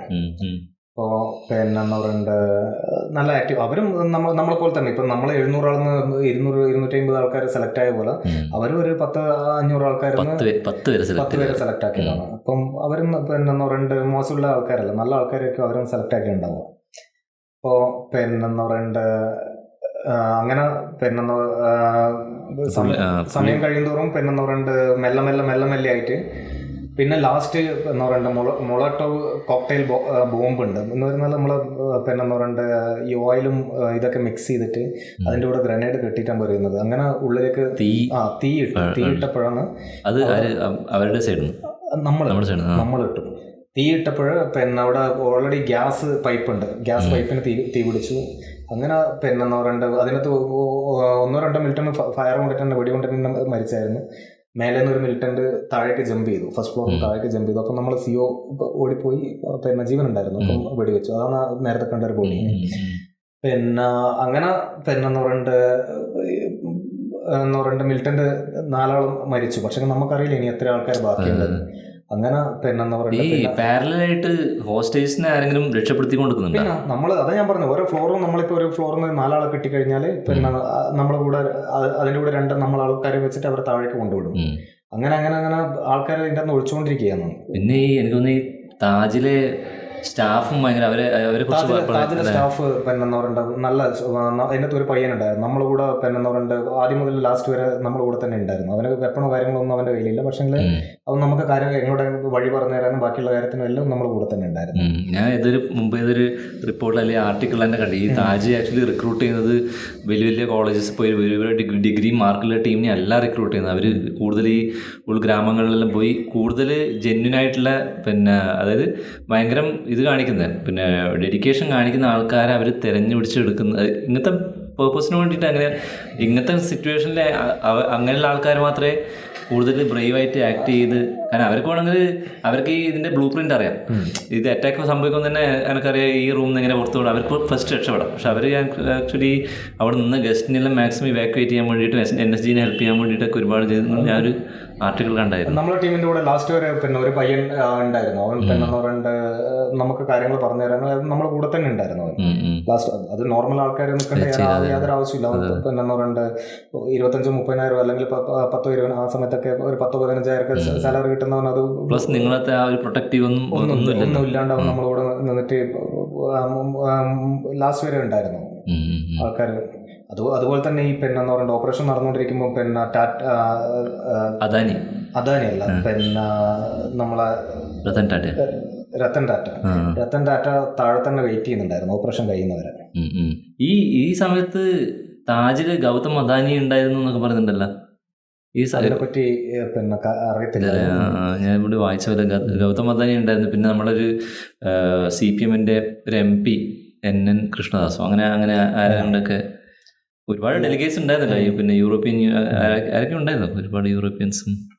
അപ്പം അങ്ങനെ പിന്നെ എന്ന് പറയേണ്ട നമ്മൾ ഓപ്പറേഷൻ ഏകദേശം കഴിഞ്ഞതിന് ശേഷം നമ്മൾ പുറത്ത് വന്ന് നമ്മൾ ബാക്കി നമ്മളെ കൂടിയുള്ള ആൾക്കാരൊക്കെ പിന്നെ ഇതിനിടയ്ക്കും ഒരുപാട് എന്ന് പറയേണ്ട തമാശ പോലുള്ള സംഭവങ്ങളുണ്ട്. പിന്നെ എന്ന് പറയേണ്ട ഇപ്പം ഈ സന്ദീപ് ഉണ്ണികൃഷ്ണൻ സാറിൻ്റെ കൂടിയുള്ള ടീം അവർ എന്ന് പറയേണ്ട തൊട്ടപ്പുറത്ത് മറ്റേ എന്ന് പറയേണ്ട ഫ്രീസർ അല്ലെങ്കിൽ ജ്യൂസ് വെക്കുന്ന വലിയ ഇതുണ്ട്, എന്നതിൻ്റെ പേര് ബോക്സ് ഉണ്ട്. പക്ഷേങ്കിൽ അവന് ഇവിടുന്ന് എഴുന്നേറ്റ് അപ്പുറം പോയിട്ട് എടുത്ത് കുടിക്കാൻ പറ്റത്തില്ല. പക്ഷെ അവൻ ദാഹിക്കുന്നുണ്ട്. അവിടെ നിന്ന് ഇങ്ങോട്ടേക്ക് എഴുന്നേറ്റ് വരാൻ അവന് പറ്റത്തില്ല. ഫയറിങ് നടക്കുന്ന അല്ലെങ്കിൽ പുറത്തേക്ക് വന്നാൽ പേടിയുള്ളൂ എന്നുള്ള പേടിയുണ്ട് അവൻ അവിടെ തന്നെ ഇരിക്കുകയാണ് ഇതിൻ്റെ അടുത്ത്. അപ്പം അതുപോലെ തന്നെ പിന്നെന്താ പറയണ്ട അങ്ങനെ ചെറിയ ചെറിയ കാര്യങ്ങൾ. പിന്നെ അതുപോലെ തന്നെ ഞാൻ കണ്ടിട്ടുണ്ട് ഒരു പയ്യൻ പിന്നെന്ന് പറയണ്ട ബുള്ളറ്റ് അല്ലല്ല നമ്മുടെ ചുമരിൽ ബുള്ളറ്റ് കൊണ്ട് അവന്റെ പിന്നെ ഇതിൽ വന്ന ബുള്ളറ്റ് പ്രൂഫിൽ വന്നിട്ട് അടിച്ചപ്പം പിന്നെ യാതൊരു കൂസലും ഇല്ല. അങ്ങനത്തെ ഭയങ്കര തഗ് പിള്ളേറാണ് അവിടെയുള്ളതെന്ന് പറഞ്ഞാല് നോർമൽ ആൾക്കാരല്ല. അല്ല, നിങ്ങൾ ഈ പറയുന്ന ടോർച്ചർ എന്നൊക്കെ പറയുന്നത് വെറുതെ നിങ്ങളുടെ ഒരു ടൈപ്പ് ഓഫ് മെറ്റൽ ടെസ്റ്റ് ചെയ്യുന്നല്ലേ. ഇത്രയും സർവൈവലും ആ ഒരു കെയോസിനടക്കം ഒരു കാം ആൻഡ് ഒരു പിന്നെ സർവൈവൽ സ്കിൽസ് ഉള്ള ആൾക്കാർക്ക് മാത്രല്ലേ. അതുപോലെ തന്നെ പിന്നെ ഒരുത്തനോട് ഒരു റൂമിലേക്ക് കയറാൻ പറയുമ്പോൾ ഇല്ല എനിക്ക് പറ്റൂല എന്ന് പറയുന്ന ടീമല്ല, റെഡിയാണ് അവൻ പോവാൻ. അല്ല, നിങ്ങൾ ആദ്യത്തെ ബ്രീഫിംഗിൽ തന്നെ നിങ്ങൾക്ക് ആക്ച്വലി കിട്ടിയ ഇൻഫർമേഷൻ വളരെ കുറവല്ലേ. ഇതറിയില്ല അതറിയില്ല, എത്ര ആളുണ്ട് അറിയില്ല, എത്ര ഹോസ്റ്റേജ് ഉണ്ടെന്ന് അറിയില്ല, പക്ഷെ കയറുക. ആ സമയത്ത് നിങ്ങൾക്ക് എത്ര വയസ്സുണ്ടായി? അതാ ഞാൻ പറഞ്ഞത് 22 ആ വയസ്സുണ്ടാവും. പിന്നെ എപ്പോഴാണ് ഇവരൊക്കെ അറിഞ്ഞ അച്ഛനും അമ്മയും? അത് പിന്നെ ഞാൻ ആക്ച്വലി അത് വീട്ടിൽ പറഞ്ഞിട്ടുണ്ടായിരുന്നില്ല, നമ്മൾ അവിടെ നിന്ന് വന്നതും പറഞ്ഞിട്ടില്ല ലാസ്റ്റ്. പക്ഷേങ്കിൽ ലാസ്റ്റ് ഒരു മൂമെന്റിൽ പിന്നെ ഒരു പുലർച്ചക്ക് പിന്നെ എനിക്ക് കൺഫേം എന്ന് പറഞ്ഞാൽ ഞാൻ മൊബൈലിൻ്റെ ബാറ്ററി ഉരി വെച്ചിട്ടുണ്ടായിരുന്നു. ചെറിയ മൊബൈലായിരുന്നു. പിന്നെ അപ്പോൾ അതിൻ്റെ ബാറ്ററി ഉരി വെച്ചിട്ടുണ്ടായിരുന്നു. എന്താ വെച്ചാൽ ഓട്ടോമാറ്റിക് വല്ല അലാറോ അല്ലെങ്കിൽ കോളോ അടിച്ചിട്ടുണ്ടെങ്കിൽ അത് നമ്മളെ ലൊക്കേഷൻ ഇതാവും പിന്നെ എന്ന് പറഞ്ഞിട്ട് അതുകൊണ്ട്. പക്ഷേങ്കിൽ ഒരു പുലർച്ചയ്ക്ക് എനിക്ക് മനസ്സിലായി പിന്നെ ഇനി നമ്മൾ ജീവനോടെ ഉണ്ടാവില്ല എന്ന്. മീൻസ് ഈ പിന്നെ മിലിറ്റന്റ് വരുന്നു പറഞ്ഞില്ല, ഒരു വഴി അവൻ വന്ന് ബ്രസ്റ്റ് അടിച്ചെന്ന് പറഞ്ഞില്ല ലാസ്റ്റ് അതിന് കുറച്ച് മുന്നേ. പിന്നെ എന്താ വെച്ചാൽ ഒന്നെങ്കിലും മിലിറ്റന്റ് അതുവഴി വരും, അല്ലെങ്കിൽ നമ്മളെ തന്നെ ടീമിന് ഇതിന്റെ ബിൽഡിങ്ങിന്റെ മാപ്പ് അറിയത്തില്ല. അപ്പം ലാസ്റ്റ് ടൈമിന് ആൾക്കാർ എന്ത് ചെയ്യാന്ന് വെച്ചാൽ റൂമിലേക്ക് ഗ്രനേഡ് പൊട്ടിയതിനു ശേഷമാണ് അവരുള്ളിലേക്ക് കയറുക. അപ്പം നമ്മളിരിക്കുന്ന റൂമിലും നമ്മൾ തന്നെ ടീം ഒന്നെങ്കിൽ ഗ്രനേഡ് ഇടാൻ ചാൻസ് ഉണ്ട്, അല്ലെങ്കിൽ മിലിറ്റന്റ് വന്ന് ചെയ്യാൻ ചാൻസ് ഉണ്ട്. ആരാണ് നമ്മളെ ടീമിനെയാണ് അപ്പുറമുള്ളത് നമുക്ക് അറിയത്തില്ല. അപ്പം അങ്ങനെ ഇടാനുള്ള ഒരു ചാൻസ് ഉള്ള ഒരു കണ്ടീഷൻ അതിൻ്റെ അകത്ത് ഉണ്ടായിരുന്നു. അപ്പോൾ ആ സമയത്താണ് പിന്നെ എന്താ പറയണ്ടത് ഞാൻ ഒന്ന് വീട്ടിലേക്ക് വിളിച്ചത്. ഞാൻ അമ്മേനെ വിളിച്ചു. പിന്നെ എന്താ പറയണ്ട മൊബൈല് പിന്നെ എന്താ പറയണ്ട കണക്ട് ചെയ്തിട്ട് വിളിച്ചു. അമ്മ ഞാനിവിടെ പിന്നെ ബോംബെയിലുള്ളത്, പിന്നെ കുഴപ്പമൊന്നുമില്ല അത്രയും പറഞ്ഞ് ഞാൻ ഫോണ് കട്ടാക്കി രണ്ടാമത് ബാറ്ററി കയറി. ഓപ്പറേഷനിലുള്ളത് പിന്നെ ഇതുവരെ ഒന്നും കുഴപ്പമൊന്നുമില്ല. അതിനുശേഷമാണ് അതുവരെ ഞാൻ പിന്നെ എനിക്ക് ഉറപ്പായിരുന്നു പിന്നെ പറഞ്ഞ ജീവനോട് ബാക്കിയാവുന്നുള്ളത് എന്ന് പറഞ്ഞ ഉറപ്പ് ഇല്ലാത്തൊരവസ്ഥ. അപ്പം അങ്ങനെ വിളിച്ചു. പിന്നെ അത് കഴിഞ്ഞതിന് ശേഷം പിന്നെ ഓപ്പറേഷൻ കഴിഞ്ഞതിന് ശേഷം വിളിച്ചു. നമ്മൾ പുറത്തിറങ്ങി. ഇല്ല, അച്ഛൻ ഗൾഫിലുണ്ടായിരുന്നു. ഈ 29 രാവിലെ ഇത് കഴിഞ്ഞു മൊത്തം കഴിഞ്ഞത് ഏകദേശം വൈകുന്നേരം ആയിട്ടുണ്ടാവും. വൈകുന്നേരം ആകുമ്പോൾ ഒരു 6 മണിയാകുമ്പോൾ കഴിഞ്ഞത്. അതിനുശേഷം പിന്നെ ബോംബ് ഡിസ്പോസൽ ടീം പിന്നെ അവരൊക്കെ മൊത്തം ബിൽഡിങ് സെർച്ച് ചെയ്തു, ഇനി എന്തെങ്കിലും ബാക്കി എന്തെങ്കിലും ഉണ്ടോ പിന്നെ എന്ന് പറയുന്നുണ്ട്. പിന്നെ അതുപോലെ ഒരുപാട് ഗ്രനേഡും കാര്യങ്ങളൊക്കെ ഇതായിട്ടുണ്ടായിരുന്നു. അതൊക്കെ കളക്ട് ചെയ്യാനും അതൊക്കെ ചെയ്ത് അന്ന് രാത്രി പിന്നെ നമ്മൾ ബസ് നമുക്ക് കിട്ടിയായിരുന്നു. ആ ബസ്സിൽ നമ്മൾ ആർമിയുടെ ഒരു ഏരിയയിലേക്ക് കൊണ്ടുപോയി. പക്ഷെ അന്ന് ഓർമ്മയില്ല. പിന്നെ എന്താ വെച്ചാൽ ഇത്രയും ദിവസത്തെ ടയർഡായിട്ട് ഞാൻ ബസ്സിൽ തന്നെ കിടന്നുറങ്ങുമായിരുന്നു. നമ്മൾ വെപ്പണൊന്നും അഴിക്കാണ്ട് അങ്ങനെ തന്നെ കിടന്നുറങ്ങുമായിരുന്നു. അതിനുശേഷം രാവിലെ പിന്നെ 5:30 ആകുമ്പം എല്ലാവരും ബാബ റെഡിയായി പോകാന്ന് പറഞ്ഞു. അങ്ങനെ പിന്നെ എന്ന് പറയുന്നത് അവിടെ നിന്ന് നമുക്ക് രണ്ടാമത് ബസ് കിട്ടി. പിന്നെ ഇവിടത്തേക്ക് അതിൻ്റെ പേര് എയർപോർട്ടിലേക്ക്. പിന്നെ അങ്ങനെ നമുക്ക് ഫ്ലൈറ്റ് നമുക്ക് വേണ്ടിയിട്ട് റെഡിയായിരുന്നു. സാധനങ്ങൾ നമ്മൾ ലോഡ് ചെയ്ത് ഫ്ലൈറ്റിന് തിരിച്ച് നമ്മൾ ഡൽഹിയിലേക്ക് വന്നു അല്ലേ. എൻ്റെ അമ്മ, ഞാൻ നീൻ്റെ ആ ഒരു കോൾ കിട്ടിയപ്പം ജയശ്രീച്ച് എന്തായിരിക്കും ഫുൾ ഡീറ്റെയിൽസ് കൊടുത്തില്ല. പക്ഷേ അല്ല അത്രയും പറഞ്ഞില്ല. പക്ഷേ അതുവരെ അതിന്റെ ഇടയ്ക്ക് തന്നെ നമുക്ക് ടെൻഷൻ ഉണ്ടായിരുന്നു. നമുക്ക് എൻ എസ് ജി എന്ന് അറിയാം, പെണ്ണെന്ന് പറയുന്നുണ്ട്. പിന്നെ അപ്പം ഇതും കൂടി ആയാലും കുറച്ച് നല്ലോണം ടെൻഷൻ ആയിട്ടുണ്ട്. ആലോചിക്കുമ്പോൾ തന്നെ നമുക്ക് അമ്മേ. നീ നിന്റെ ഫാമിലി ഇപ്പം എന്നിട്ട് എത്രാം വയസ്സ് കല്യാണം കഴിച്ചു? പിന്നെ ഫാമിലി ലൈഫിലേക്ക് വാ. അല്ല അത് കഴിഞ്ഞ് പിന്നെ എന്ന് പറഞ്ഞിട്ട് ഇപ്പം അത് കഴിഞ്ഞ് മണിപ്പൂരൊക്കെ ആയിരുന്നു പോസ്റ്റിങ്. പിന്നെ മണിപ്പൂരൊക്കെ പോസ്റ്റിംഗ് കിട്ടി. മണിപ്പൂർ ഏകദേശം ഒരു 2-2.5 വർഷം. അതും പിന്നെ ഫീൽഡ് ഏരിയ ആയിരുന്നു. സിയാച്ചിനിലേക്കോ? അത് കഴിഞ്ഞ് ഈ മണിപ്പൂർ കഴിഞ്ഞതിന് ശേഷമാണ് ഞാൻ പിന്നെ പറഞ്ഞിട്ട് കല്യാണം കഴിക്കുന്നത്. പിന്നെ അവിടുന്ന് എനിക്ക് മോനെ അർജുൻ ഫസ്റ്റ് അവിടെ നിന്നാണ് ഉണ്ടായത്. അതിനുശേഷം പിന്നെ രണ്ടാമത് സിയാച്ചിനും വളണ്ടിയർ ആയിരുന്നു. സിയാച്ചിനും വളണ്ടിയർ ആയിരുന്നു. അങ്ങനെ പിന്നെ എന്താ പറയണ്ടത്, ഈ ഫസ്റ്റ് ഡൽഹിയിൽ നിന്ന് മണിപ്പൂരിൽ നിന്ന് പിന്നെ പൂനെ നല്ലൊരു സ്ഥലമായിരുന്നു. പിന്നെ അധികം പണിയൊന്നും കാര്യങ്ങളൊന്നും ഉണ്ടായിരുന്നില്ല. നല്ല റെസ്റ്റ് ആയിരുന്നു, നല്ല എൻജോയ്മെന്റ് ആയിരുന്നു. അതിനുശേഷം പിന്നെ അവിടുന്ന് സിയാച്ചിൻ കിട്ടിയത്. സിയാച്ചിൻ്റെ 2.5-3 വർഷം. അത് ഡീറ്റെയിൽ നമുക്ക് വേറെ എപ്പിസോഡ് എടുക്കാം. കാരണം ഇപ്പം പറഞ്ഞാൽ തീരില്ല. അപ്പോൾ പിന്നെ അബി എൻ്റെ വൈഫ് അശ്വതി അല്ലേ, അവള് ടീച്ചറായിട്ട് വർക്ക് ചെയ്യുന്നത്. കുറച്ചു കാലമൊക്കെ നമ്മൾ ഇവിടെ തന്നെ താമസം. പിന്നെ അബി പുതിയ വീടെടുത്ത് ആ സ്ഥലത്തിന്റെ പേര് ധർമ്മശാല കോൾമോട്ട. അതിനുശേഷം അവർ അങ്ങോട്ടേക്ക് മാറി. 3 മക്കള്, അർജുൻ, വൈഭവ്, ഭാഗ്യലക്ഷ്മി, മൂന്നാമത്തെ പെൺകുട്ടി. അപ്പോൾ അങ്ങനെയൊക്കെയാണ് പോകുന്നത്. ഇപ്പം നമ്മൾ വളരെ കുറവേ കാണാറുള്ളൂ. പക്ഷേ കണക്ഷൻ വിട്ടിട്ടില്ല. ഇവിടെ വരുമ്പോൾ കാണും, സംസാരിക്കും. ഈ സംസാരിച്ച് തന്നെ ഇതിൻ്റെ ബിറ്റ്സ് ആൻഡ് പീസ് നമുക്ക് മുമ്പേ അറിയായിരുന്നു. പക്ഷേ ഈ പോഡ്കാസ്റ്റ് തുടങ്ങുമ്പോൾ എനിക്ക് പിന്നെ ഉള്ളൊരു എക്സൈറ്റ്മെൻറ്റ് ഇതാണ്. കാരണം നമ്മൾ അന്ന് പറഞ്ഞ പോലെയല്ല, ഇതൊരു ഡീറ്റെയിൽഡ് നമ്മൾ ഇപ്പം സമയത്രയും എനിക്കറിയില്ല, 1 മണിക്കൂറൊക്കെ പറയാമെന്ന് വെച്ച് തുടങ്ങിയ സാധനം ഇപ്പം പിന്നെ 1.5-2 മണിക്കൂർ നീണ്ടു. കാരണം അത്രയും ഡെപ്തുള്ളൊരു വിഷയവും എക്സ്പീരിയൻസും. ഞാൻ പറഞ്ഞില്ലേ, നമ്മളൊരു 26-30 വയസ്സൊക്കെ ആകുമ്പോഴേക്കും നമ്മൾ പിന്നെ ജോലി തുടങ്ങി ഒരു 2-3 വർഷമൊക്കെ ആയി അതിൻ്റെ ഒരു സീരിയസ്നെസ്സിലേക്കെല്ലാം കടന്ന് പിന്നെ ഇനി എന്ത് വേണമെന്നൊക്കെ ആലോചിക്കുന്ന ഒരു 30 വയസ്സാകുമ്പോഴത്തേക്കും അബി ഈ പറയുന്നത് ഇത് നടക്കുമ്പോൾ 21 വയസ്സ്. അല്ല അത് കഴിഞ്ഞ് 4 കൊല്ലം ഞാൻ പെൻഷനായി. അതായത് അത് പറയുന്നത് അന്നേരം നമ്മളെ ഏജ് കാൽക്കുലേറ്റ്. അപ്പം അത്രയും ഈ എക്സ്പീരിയൻസ് എന്ന് പറയുന്നത് ചെറിയ ചില്ലറ കാര്യമല്ല. നമ്മളെ ലൈഫ് എക്സ്പീരിയൻസ് എന്ന് പറയുന്നത് പ്രത്യേകിച്ച് ഒരു ഫോർ ആർമി ഓഫീസർ അതും എല്ലാവർക്കും അങ്ങനെ ആവണമെന്നില്ല. ചിലർ വളണ്ടറി ആയിട്ട് നീ പറഞ്ഞ പോലെ ഓരോ പിന്നെ പുതിയ അസൈൻമെൻറ്റ്സ് തേടി പിടിക്കും, അല്ലാത്തവർ എത്തിപ്പെടും. പിന്നെ അപ്പോൾ ആ സോൾജേഴ്സിൻ്റെ ലൈഫ് എന്ന് പറയുന്നത് ഫുൾ എക്സ്പീരിയൻസ് കൊണ്ട് നിറഞ്ഞു തന്നെയാണ്. അത് നമുക്ക് പിന്നെ ഇത്ര അടുത്ത ഫസ്റ്റ് ഹാൻഡ് ഇൻഫർമേഷൻ ആണല്ലേ. ഈവൻ പിക്ചേഴ്സ് നമുക്ക് ഫസ്റ്റ് ഹാൻഡ് ഇൻഫർമേഷനാണ്. നമ്മൾ ഇതുവരെ പിന്നെ സെർച്ച് ചെയ്തിട്ട് കിട്ടാൻ സാധ്യതയില്ല. അപ്പം ഇനി ഇതിനൊരു താങ്ക്സ് പറയുന്നില്ല, ഫ്രണ്ട് ആയതുകൊണ്ട് താങ്ക്സ് പറയുന്നില്ല. അപ്പം അടുത്ത സിയാച്ചിനിൽ നമുക്ക് കാണാം. സോൾജേഴ്സിനെ കുറിച്ച് നമ്മൾ പറയുമ്പോൾ മിക്ക പേർക്കും നമ്മുടെ നെയ്ബേഴ്സ് ഉണ്ടാവും, നമ്മുടെ ഫ്രണ്ട്സ് ഉണ്ടാവും. പക്ഷെ നമുക്കൊന്നും അവരുടെ ഒരു യുണീക്ക് ആയിട്ടുള്ള എക്സ്പീരിയൻസസ് നമുക്ക് അവർ ഒരു സോൾജറാണ്, ഇന്ത്യൻ ആർമിയിലാണ്, ഇന്ത്യൻ എയർഫോഴ്സിലാണ് എന്ന് അറിയാമെന്നല്ലാതെ അവരുടെ എക്സ്പീരിയൻസസ് എന്താണ്, അവിടെ അവർ അണ്ടർഗോ ചെയ്യുന്ന ട്രെയിനിങ് എന്താണെന്നുള്ള കുറിച്ച് നമുക്ക് ഒരു വളരെ വേഗ് ഐഡിയ മാത്രമേ ഉള്ളൂ. ഇന്ന് ഈ എപ്പിസോഡിൽ അഭിലാഷ് കടന്നുപോയിട്ടുള്ള യുണീക്ക് എക്സ്പീരിയൻസസും അയാൾക്ക് ആർമിയിൽ ഉണ്ടാകുന്ന സമയത്തുണ്ടായ റിഗ്രസ് ട്രെയിനിങ്ങിനെ കുറിച്ച് നമുക്കൊരു വളരെ വ്യക്തമായൊരു പിക്ചർ കിട്ടിയിട്ടുണ്ട്. അപ്പോൾ ഇനിയും ഒരുപാട് എക്സ്പീരിയൻസസ് ഉണ്ട്. സിയാച്ചിനിൽ പോയി പുള്ളി ഡ്യൂട്ടി ചെയ്തതൊന്നും നമുക്ക് ആക്ച്വലി ഇതിൽ കവർ ചെയ്യാൻ പറ്റിയിട്ടില്ല. രാഷ്ട്രീയ റൈഫിൾസ് അങ്ങനെ പല ഏജൻസീസിലും പുള്ളി വോളണ്ടിയറിലായിട്ടാണ് അപ്ലൈ ചെയ്തിട്ട് കയറിയിട്ടുള്ളത്. അപ്പോൾ ഇനിയും ഇരിക്കണമെന്ന് ആഗ്രഹമുണ്ട്. നമ്മൾ പോഡ്കാസ്റ്റ് തുടങ്ങിയപ്പോൾ ഇത്ര നീണ്ടു പോകുന്നെന്ന് വിചാരിച്ചിരുന്നല്ല. പക്ഷേ ലൈക്ക് ഐ സെഡ്, സോൾജറിൻ്റെ എക്സ്പീരിയൻസ് എന്ന് പറഞ്ഞാൽ വളരെ യുണീക്കും സ്പെഷ്യലുമാണ്. അപ്പോൾ താങ്ക് യു വെരി മച്ച്.